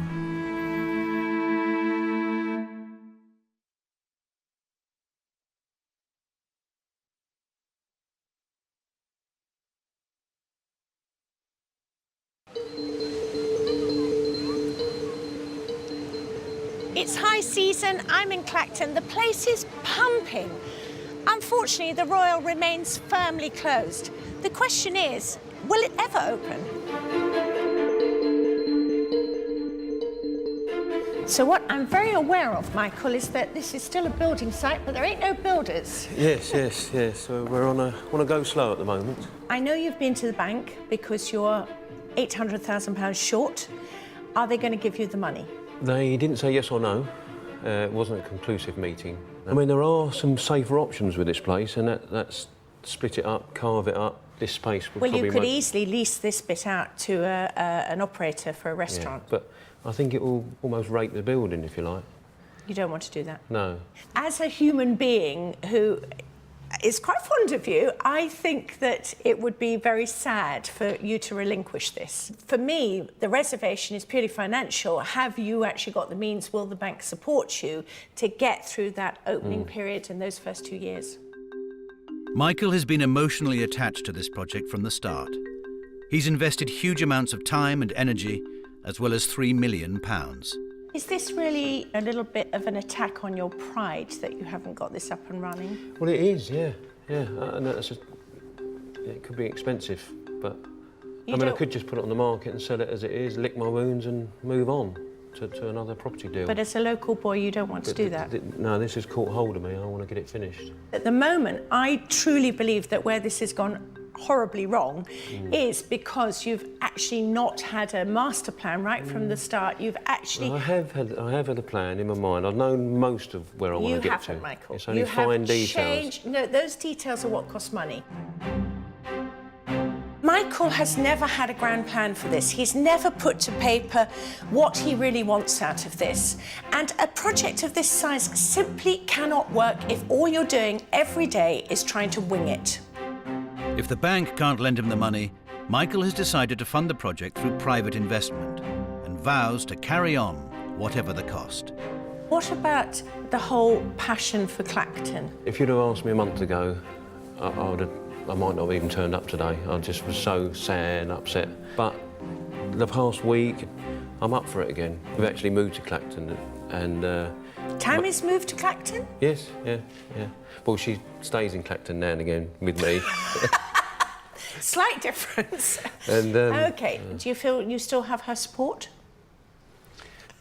I don't know. Tammy has decided that after the Royal opens, she'll pursue her own projects independently of Michael. This has been very stressful. You both said that. Do you think you could possibly work again together? Maybe on separate projects and the odd project together, but not entirely together. I think it can be a bit too stressful. But you are still talking to each other? You still have a relationship? Yes, yeah.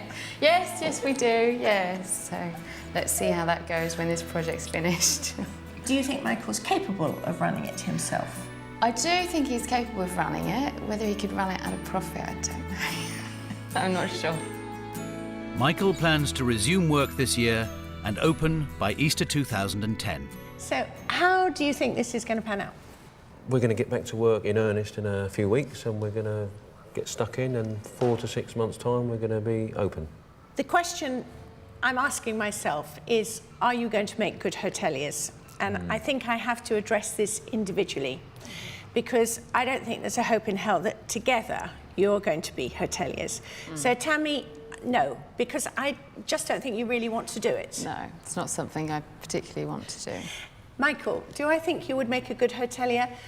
Yes, as long as you've got a great right-hand man, somebody who has all the information at their disposal about running a hotel. But I do actually think that you have the desire to do it. And what I think most importantly of all is you really want to run the Royal Hotel at Clacton. You want this to be your baby. I honestly can't wait, truly. And what I really want to see is all those people who are currently out there in here. Yeah, I've certainly got some renewed vigour. I needed it. We got quite jaded with the project. It was taking so long, costing lots of money, and coming here again after a couple of weeks' break, it's exciting. I can't wait to get stuck in again. Tammy is quite evidently not as emotionally involved in this project as Michael, and indeed is a lot more practical. But Michael does seem absolutely certain that the funds will be found to finish this hotel. I really hope so, because somehow Michael, Clacton and the Royal Hotel are inextricably linked.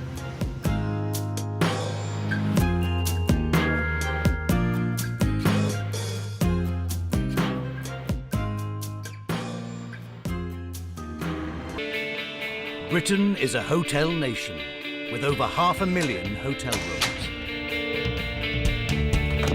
But there's a problem. Far too many British hotels aren't up to scratch. Eminent hotelier Ruth Watson has been in the business for over 25 years, and she's helping 6 new hoteliers get it right before the rot sets in. If I can offer advice to first-time hoteliers right from the outset, then I think I can stop them making catastrophic mistakes. She's taking them from initial concept to building and design work and sending them behind the scenes at Britain's top hotels.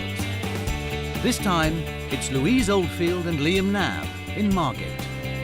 Have you got the mindset that this is going to run as a business? It's a mission. That doesn't fill me with huge confidence. I think we have. You bored her the whole time on being completely impractical and up your own arses about it. When Ruth sends in her undercover inspector, they find out whether they'll make it into one of the most influential hotel guides in the world. I'm sure you want to know what James from Mr. and Mrs. Smith had to say.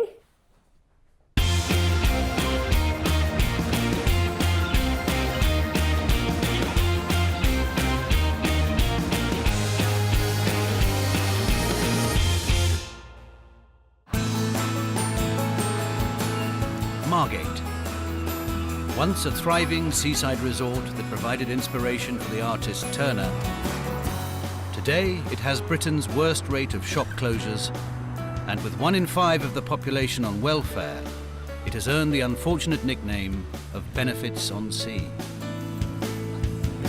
Margate is on the East Kent coast, at the mouth of the Thames estuary and 16 miles from Canterbury. With only 2 star-rated B&Bs and most hotels in the £30 to £55 bracket, accommodation is geared towards the budget family market. Now, Liam Nabb and Louise Oldfield plan to open Margate's first design-led boutique hotel at 31 Hawley Square, a once beautiful Georgian guest house for weekending Londoners, in more recent times, 8 squalid bedsits. All the things that we're going to do to it will be to the highest standard that we could imagine. So we want to have like beautiful showers, very contemporary, beautiful baths, roll-top baths that you can relax in, and make it quite a special space. Louise and Liam are tying up their fortunes with Margate. They think that the town's ambitious plans for an artistic regeneration, including the building of the Turner Contemporary Art Gallery on the waterfront, will create a future market for their B&B. In 5 years, I'd imagine that Margate will be quite a thriving art space that attracts visitors from far. As creative entrepreneurs who met in Italy 15 years ago, Louise and Liam have previously tried their hands at many jobs, including record producing, event organising, DJing, graphic designing and marketing. We really see this as helping us carry on with a very flexible lifestyle because we don't do 9-to-5 jobs. We're very keen that it doesn't overrun our life. They bought the house for £330,000 at the top of the market. And even though it is now worth a lot less than they paid for it, they still plan to gamble the last of their savings on a £100,000 renovation. The type of hotel that we're trying to do requires quite an investment. In the current market, anyone going into starting a business is going to be making a gamble. To make this huge investment pay off, Louise and Liam need to charge in excess of £100 per room per night. But with the recession having hit Margate hard, the affluent arty crowd they wish to attract seem a long way from its shores, making this a highly risky venture. We have to see we manage to run this business and make it pay for itself. If we don't succeed, we lose everything. Everything that we built up in the last 10 years. No, we don't have a business plan yet.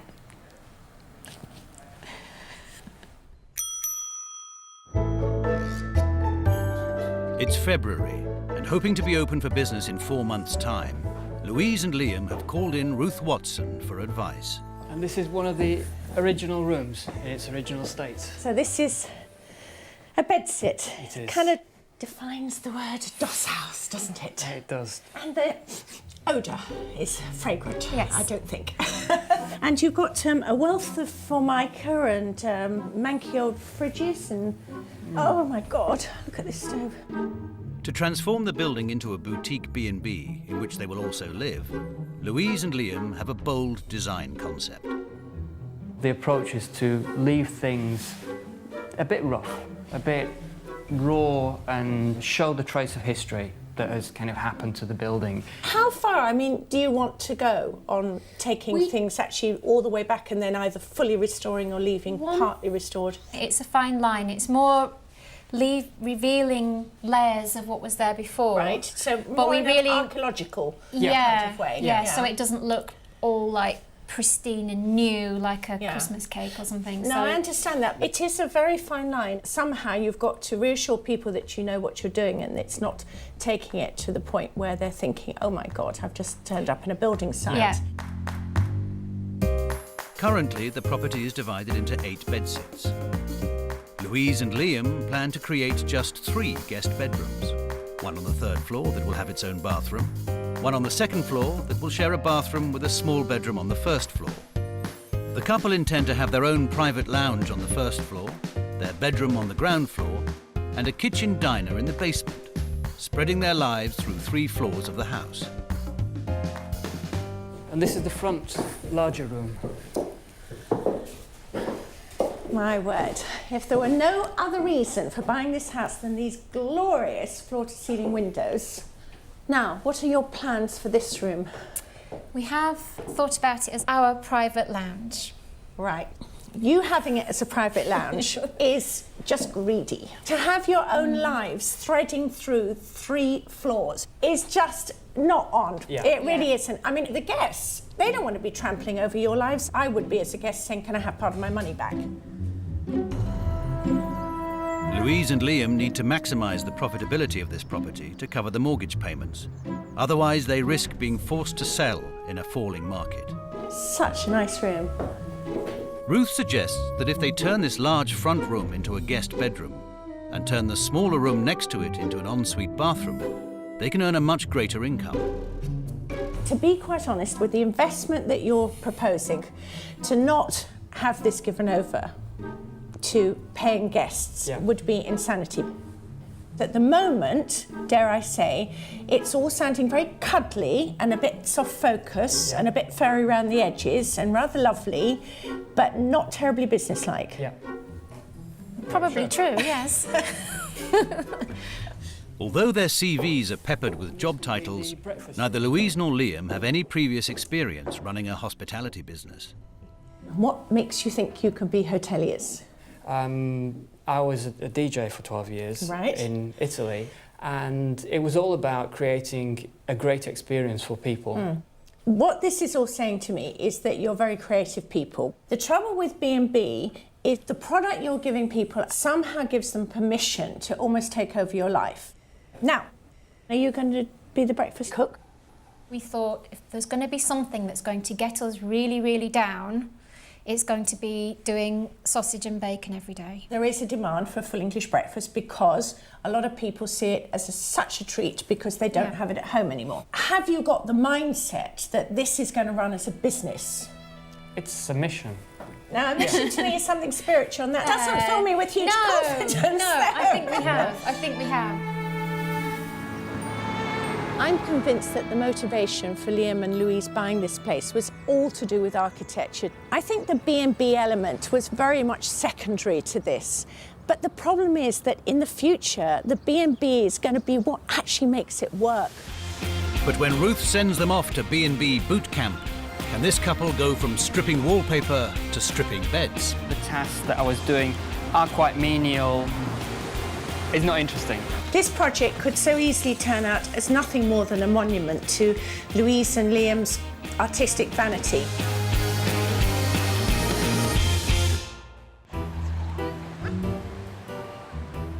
Louise Oldfield and Liam Nabb are taking the biggest gamble of their lives. They paid £330,000 for a building in Margate, divided into 8 tatty bedsits, and are now spending a further £100,000, turning it into a boutique bed and breakfast. Ruth Watson is on hand to give them guidance with this perilous project. There's always risk attached to setting up any business, but Liam and Louise are looking at setting up a business not just in a recession, but in a town which is undergoing regeneration. And you've only got to look at the buildings on this seafront to know that actually a lot of this has not taken place. We've got lots of boarded up properties, and I just think that they're taking on something which isn't just about their business, it's about this whole town and how can it support them. It's dodgy. Despite the risky nature of their venture, Louise and Liam are hoping that their B&B business will help them maintain their flexible lifestyles. We've never really had 9-to-5 jobs. We've always worked for ourselves. I think we've always had a lot of freedom, and the choices that we've made with businesses that we've run, it's all about preserving the freedom that we've got. But running a bed and breakfast is all about hard work, commitment, and putting the needs of the customer first. Liam and Louise might know how to design a hotel, but they know nothing about hospitality or how to run a B&B. So I'm sending them off for a 24-hour stint in a seaside guest house where I think their eyes are going to be well and truly opened. The Abode Cliff is a classic British seaside B&B in Brighton. It's clean, welcoming and characterful, and charges from £65 to £120 a double. Good afternoon, Abode Cliff. Can I help you? It's owned and operated by Elaine Kelman, a lifetime Brightonian who has run a successful business for 20 years. With 13 rooms, Elaine needs to employ staff at the Abode Cliff, but she's agreed to show Louise and Liam the ropes, as they will be running their own show. Everything is about pre-empting what's going to come, so it's like proper preparation. Having systems in place to make things run smoothly. The guests will think it happens by magic. A typical day begins at 7 with breakfast. After breakfast, guests must be checked out and payments taken. That's your copy of your receipt, and there's just balances on departure. By 10 a.m, it's back in the kitchen to clear breakfast and prepare the food order for the following day. Then it's on to cleaning rooms and bathrooms. For the showers, that gets right into the corners of the showers, so you go make sure it's nice and clean. Followed by laundering the sheets and towels, finishing in time for mid-afternoon, when the next guests arrive, and the whole process begins again. The tasks are just tasks that I would expect to do on an everyday basis. On the other hand, I think because we don't have any staff to come in and help us, it will be a lot more work. Having shown them the regime, Elaine takes a step back so that Louise and Liam can set about the tasks. But for Louise, the preparation of the cooked breakfast has only confirmed in her mind that she won't be doing it in her own B&B. It's too much. It's too much. Be quite, unbearable. This is our living space as well. With great diligence, Louise and Liam work their way through Elaine's checklist of chores. Check bedspread is not stained. Leave bed to air while bathroom is cleaned, so we'll just strip everything off. But unused to doing 9-to-5 jobs, Liam is less than enthusiastic about the day. The tasks that I was doing are quite menial tasks, polishing a step, cutting a tomato, so I haven't really enjoyed it. It's not interesting. After a full day's work, Louise and Liam have experienced for the first time what they'll need to do when their own B&B opens. What's the part that you're actually most looking forward to when you run your own? Is it meeting all the people all the time, different people, daily? Yeah, I want people to love the house. It's so special, the place. I want to see, I really like that when we take people round, you've got this moment with, like, say, one particular room, you open it and everyone goes... For me, the most important thing about doing the B&B is the customer. To actually want to see just what people think of your decor isn't quite why I would be doing B&B. Back in Margate, building work is underway and the bedsits have all gone. And Louise and Liam have taken on board Ruth's advice about turning the large front room into a guest bedroom. Although this couple aspire to create the sort of B&B that would make it into exclusive boutique hotel guides, they've only allocated £20,000 of their £100,000 renovation budget for furnishings. So they're scouring the local antique shops for bargains. Nice colour, grey. What could you do with it? Don't know. But attracted to that. We're trying to do something that is in some way selling a dream or selling a, what would you call it? Experience. Selling an, yeah. Maybe. I quite like that. It's just a box.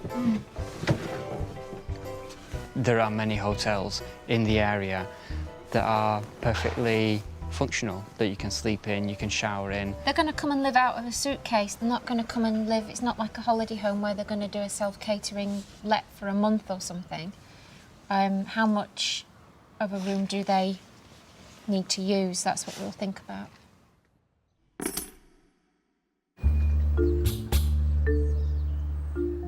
But designing a room with functionality in mind is vital for a successful B&B. Ruth is on hand to talk to Louise and Liam about their vision for the rooms. We really like iconic pieces from different eras. Sure. So you could have industrial design classics, 20s, 30s, modernist, but then also things from even the 70s and 60s. Is this typical of the kind of artwork that you're planning on putting on the walls? In some of the rooms, yes. We've made friends with a few local artists. Sorry. Local artist sounds really I know bad. it sounds really bad, contemporary local artists. And we thought it would be a nice idea to have art. Some is actually even for sale. We may organise little exhibitions as well. There's, yeah, another fine line. You seem to major on fine lines, you guys, actually. This is quite interesting. You are constantly challenging the norm, as it were. You border the whole time on being completely impractical and just sort of being, if I totally read up your own arses about it. I think they want people to regard them as doyens of design. And even with the iconic and architectural features they want to bring in, they still have got to work. It can't just be all arty-farty. Tell me about how you're thinking of planning this bathroom in terms of where bath, shower and things are going to go. Roll-top bath in front of the chimney breast, just to respect the shape, original configuration of the room. Have you thought about, again, the practicality of the bathtub? We're at the beginning of thinking about the practicality of the bathtub. I want to know, where's my book going to go without getting wet? Where's my glass of champagne going to stand? Where's my soap? Yeah, it does really need thinking out. You could screw up the entire project by actually putting in place wonderful looking facilities, but if the functionality doesn't work, then, you know, it's worthless. For a fully functional bathroom, Louise and Liam must ensure that the roll-top bath is positioned with sufficient space for someone to get in and out. And the wet room shower is not too near the toilet and wash basin, or they'll end up with water on the surfaces. They'll also need a space for the luxury toiletries, which are a vital part of the boutique hotel bathroom, and a well-positioned mirror for their guests to admire themselves in. In 6 months' time, Ruth's sending in a secret inspector who will decide whether the B&B will get into one of the world's most influential boutique hotel guides. But do Louise and Liam have the ability to create rooms that are both stylishly designed and functional?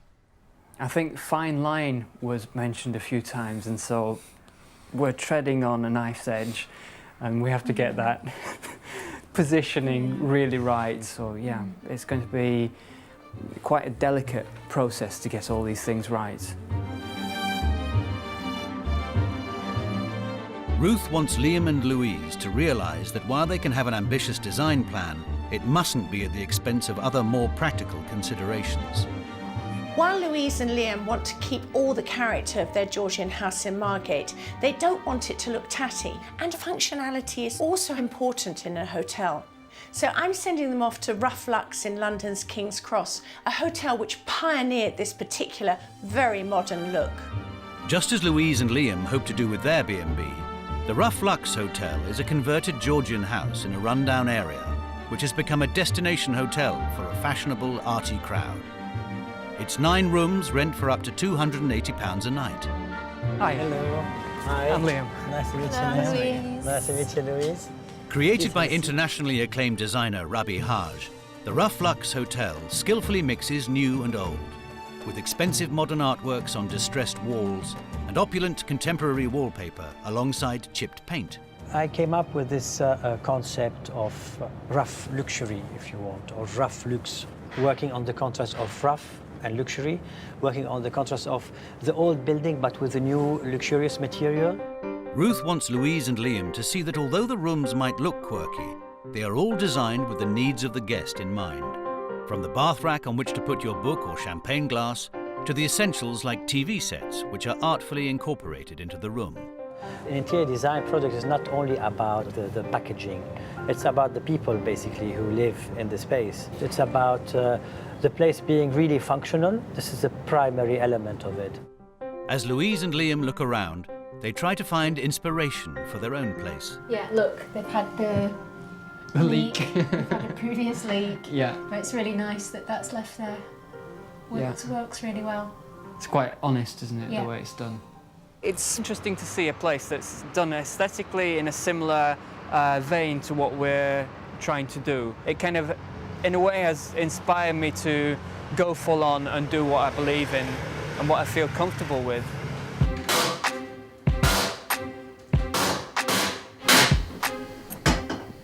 Back in Margate, and for now, the design of the house is forced to take a back seat, as a much more pressing concern rears its head. There have been some quite major structural problems with the roof that had been modified in the past. Some renovation phase had cut all the joists out of the roof. The unexpected problems with the roof have cost Louise and Liam dearly, and they've had to spend almost a third of their already tight £100,000 budget on putting it right. We've had to do a lot more work than we'd foreseen, and obviously that has some quite major budget implications.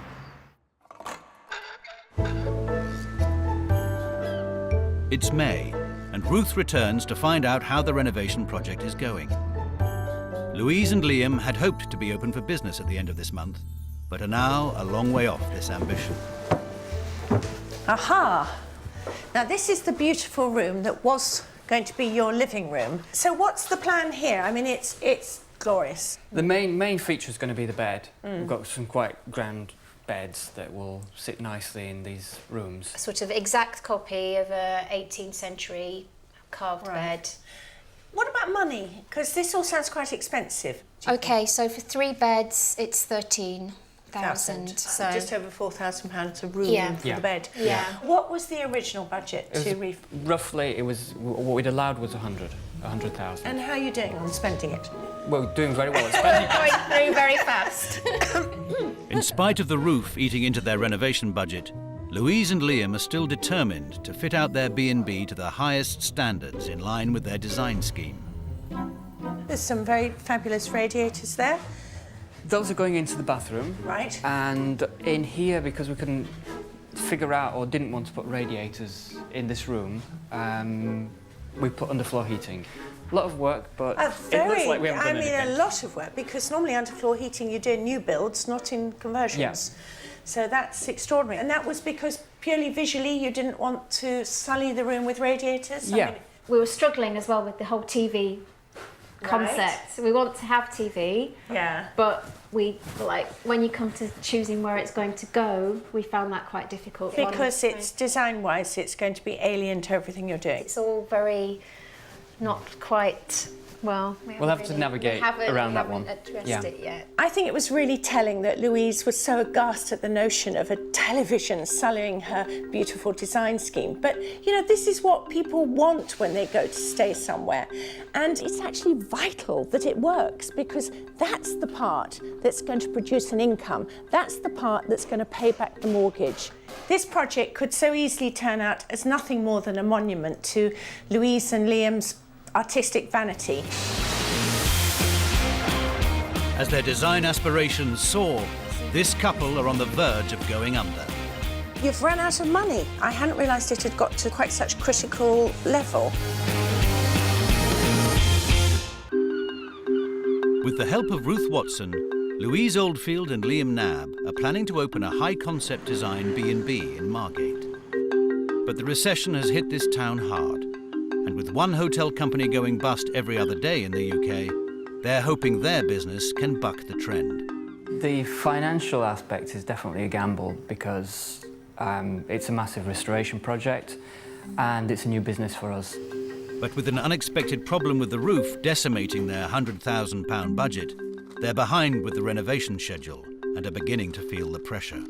Maybe we've been a bit naive with the budget because I think we suddenly sort of sat there and looked at each other. It's gone forward like a train and we've just said yes to everything, like, oh, do that, do that. Now the drastic implications of the money situation have begun to dawn on Louise. Suddenly you've got a half ripped apart house, well, more than half ripped apart, house that you literally would be selling as derelict, and if you haven't got enough money to finish the renovation, then you're not going to manage to actually open as a hotel. Louise and Liam are banking on a cultural regeneration of Margate.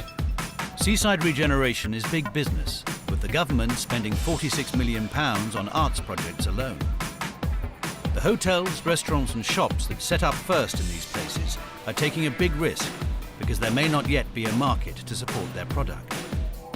But if regeneration does kickstart the local economy, the first in can set the rates and be well established when the new affluent crowd arrives. 3 hotels that were at the vanguard of seaside regeneration, which Louise and Liam could learn from, include the Bull in Bridport, a once chintzy backwater pub, now a luxury boutique bolt hole. Escape, Llandudno's first contemporary boutique B&B. And Swan House in Hastings, a 5-star B&B in a restored 15th century cottage.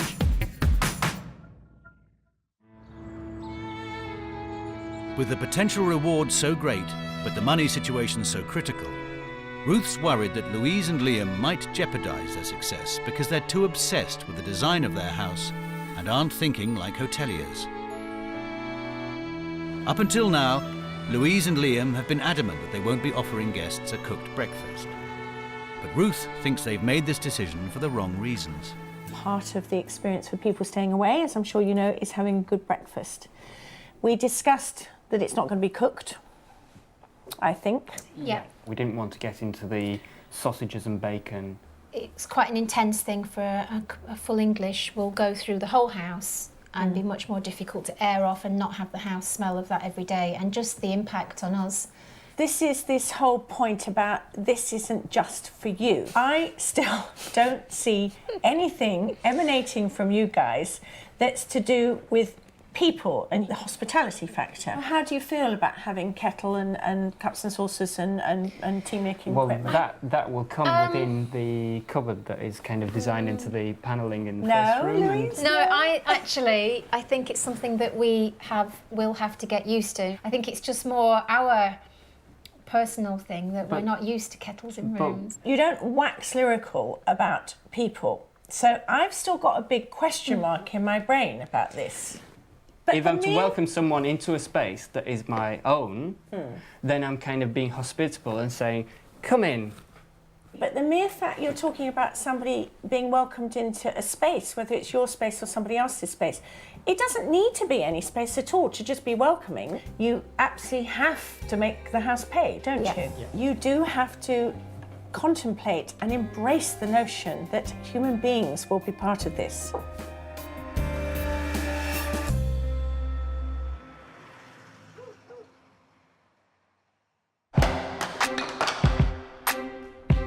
It's July, and 2 months since Louise and Liam last saw Ruth.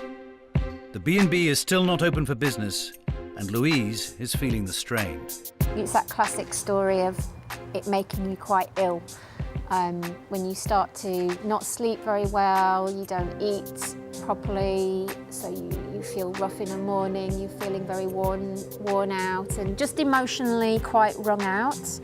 Costs have been spiralling, and now with their £100,000 budget all gone, Louise and Liam have had to lay off the builders. The 20 grand roof becomes a 37 grand roof, and that kind of eats into the contingency, eats into other budgets, and so it's kind of been quite difficult dealing with the financial aspect of finishing the project.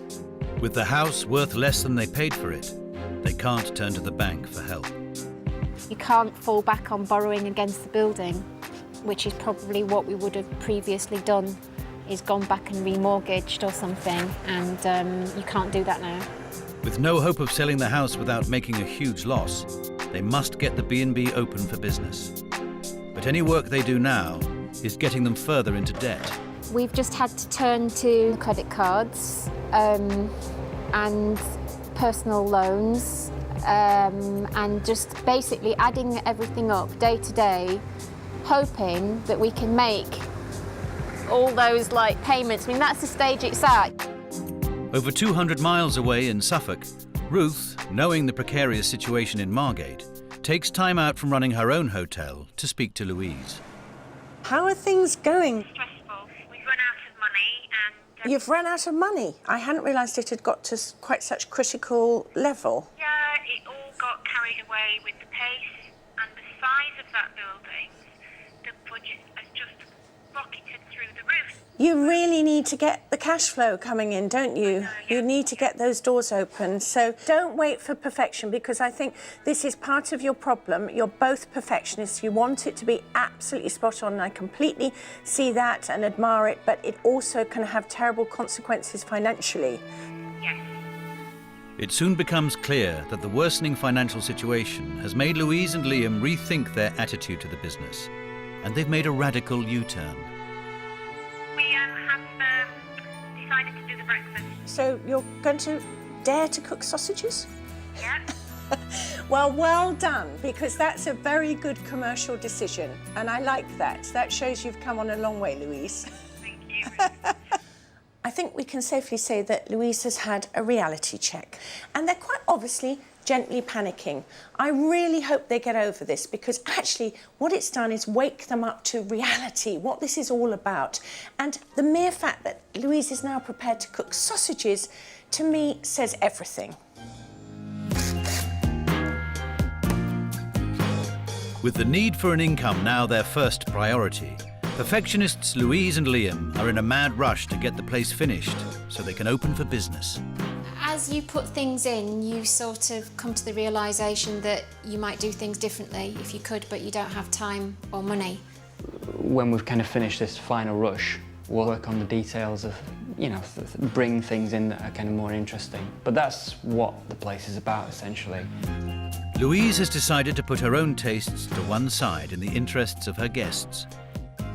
Yeah, the kettles and TVs, they're just a thing that sticks out, but we really, really understand that people like it, so essentially we've decided to have them.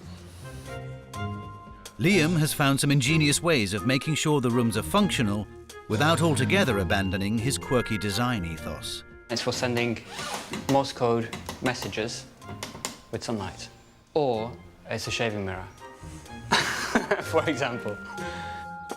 As the refurbishment nears its completion, Louise hesitatingly accepts it's time for a new door to open. I don't think it is quite ready in my mind now. You just have to accept that that's as it is, and what's in your mind about it being perfect is not the same as what someone else sees it as. So.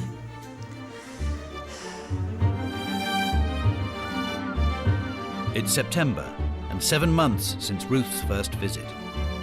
With Louise and Liam only days away from welcoming their first paying guests, Ruth wants to see if they've managed to transform the former bedsits into Margate's first luxury boutique B&B. The room Liam and Louise were planning to keep as their own private lounge, until Ruth persuaded them otherwise, is now a stylish, spacious bedroom, a far cry from the traditional Margate guesthouse room. And many of the beautiful original features of the room have been restored. Look at this! Now, this is the room that was going to originally be your private sitting room, and I persuaded you that this would make a fantastic bedroom. Yes. True. And it does.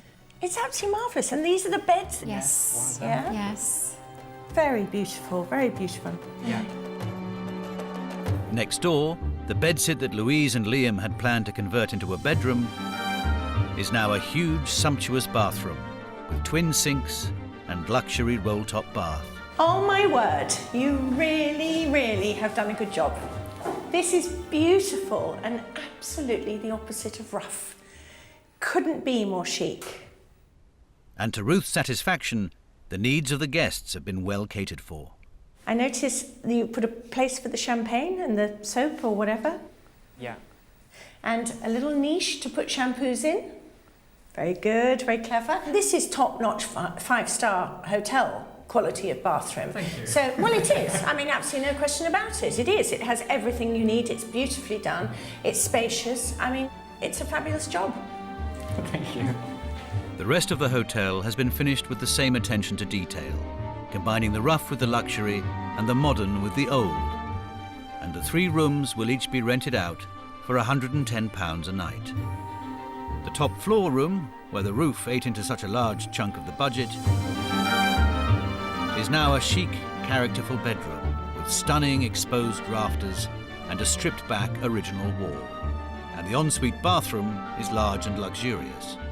What a difference. What a difference. I love this mirror. Really beautiful. I see that we have got the rough wall over there.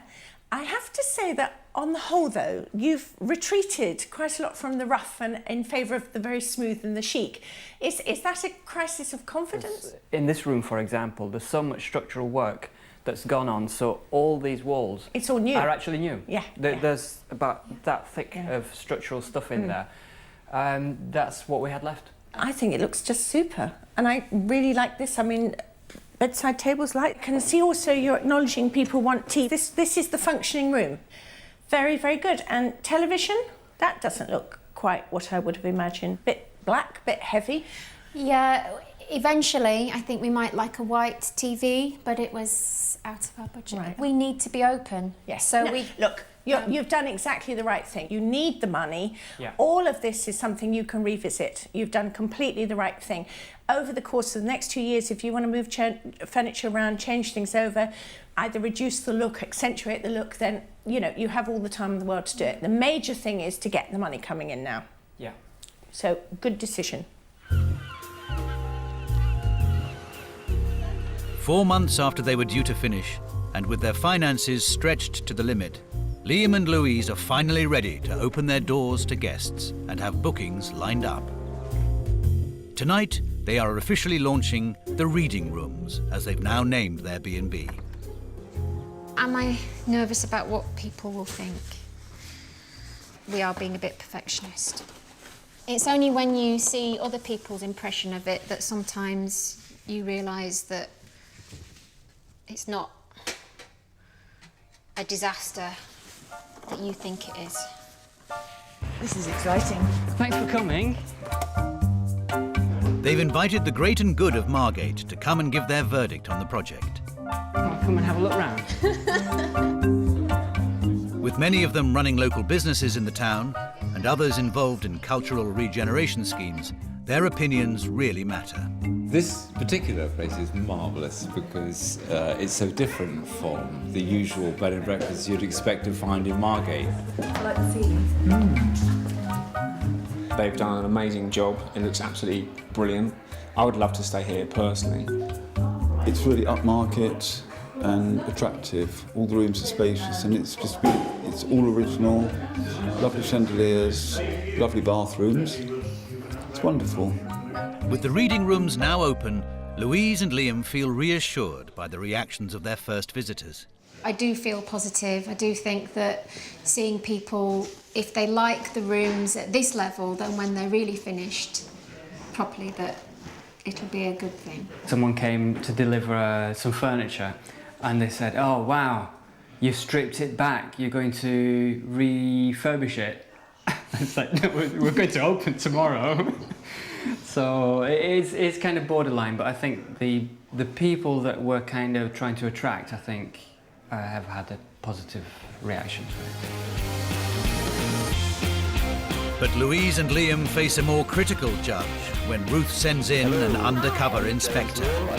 Will Margate prevent their B&B getting into one of the most influential hotel guides? Do you think visitors are ready to come to this place in this town? That's the bit I've actually been pondering the most, I would say.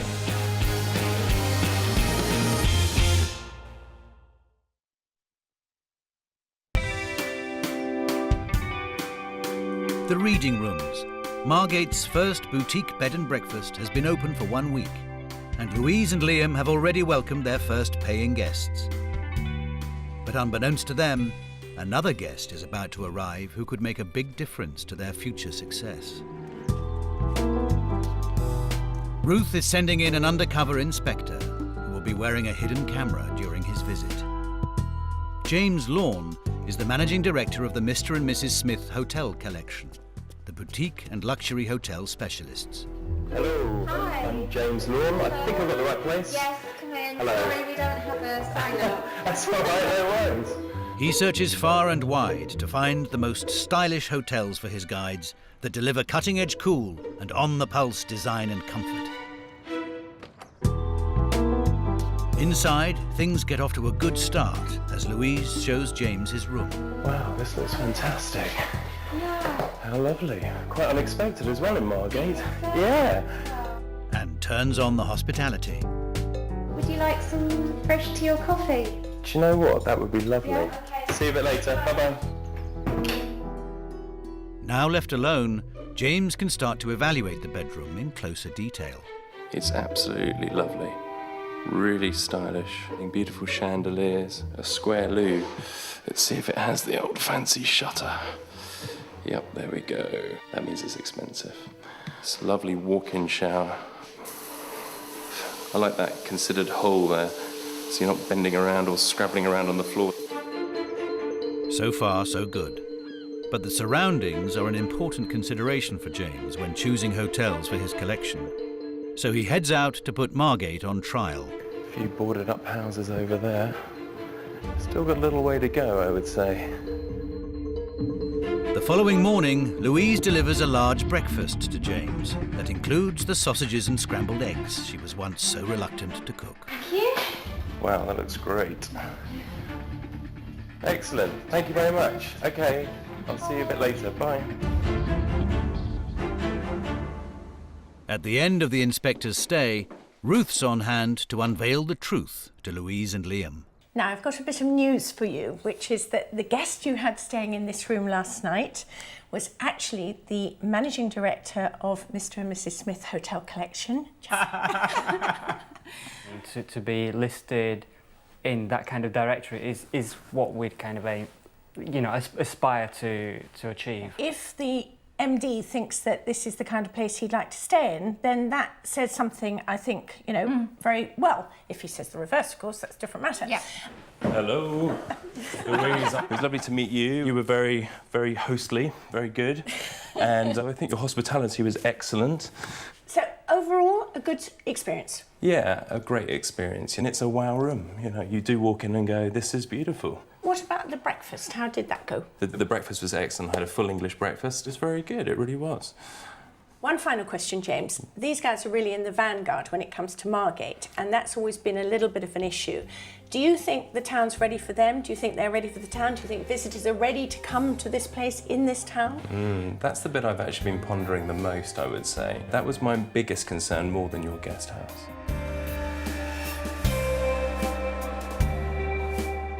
It's a good endorsement from James for the reading rooms, but will Margate be the fly in the ointment that prevents the B&B getting into his coveted hotel collection? Ruth delivers the news, along with her final thoughts. I never really had any doubts that you'd make this building look beautiful and the bathrooms would be lovely and the decor and things, and you have. How much has this cost? Let's have the final tally. Remind me how much you paid for the building? 330. And what do you think? Are you going to do a budget? Don't do it. What do you think the renovation has probably cost about 140,000. Right. Can I ask you, having spent approximately £500,000 in a town which is still in the process of regeneration, do you have any regrets? It's a very difficult question. We are kind of in the vanguard here, that we're kind of the only ones kind of doing this thing. Maybe it is a great advantage and we can be there I think you can argue it absolutely both ways. My question is, I have to ask myself, do I think that you're going to be good hoteliers?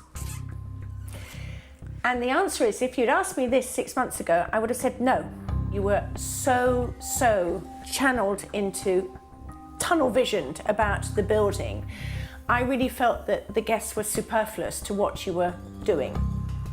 Ask me today, and I do feel very differently. I think you've really, really turned a corner. I think there's a big sea change.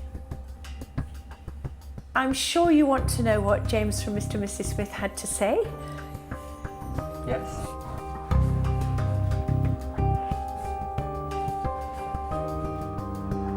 I'm delighted to tell you that James would very much welcome having you in his collection, Mr. and Mrs. Smith. That's amazing. Super.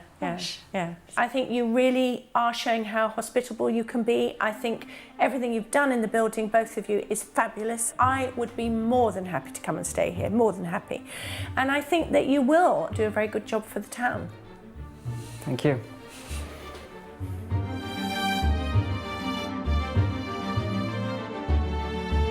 It was one of our target aims, or a dream, to have been included in that guide, because it's essentially the kind of place that we want to be, and to have him as the director come here and actually speak so positively about our place, it's amazing.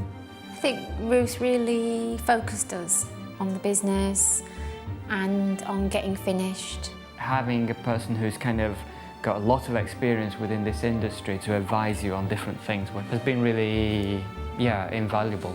Wouldn't be open, so I think it's quite good that Ruth was there, really. I was never in any doubt that Liam and Louise would actually do a good job on the house, and they have. It's fabulous.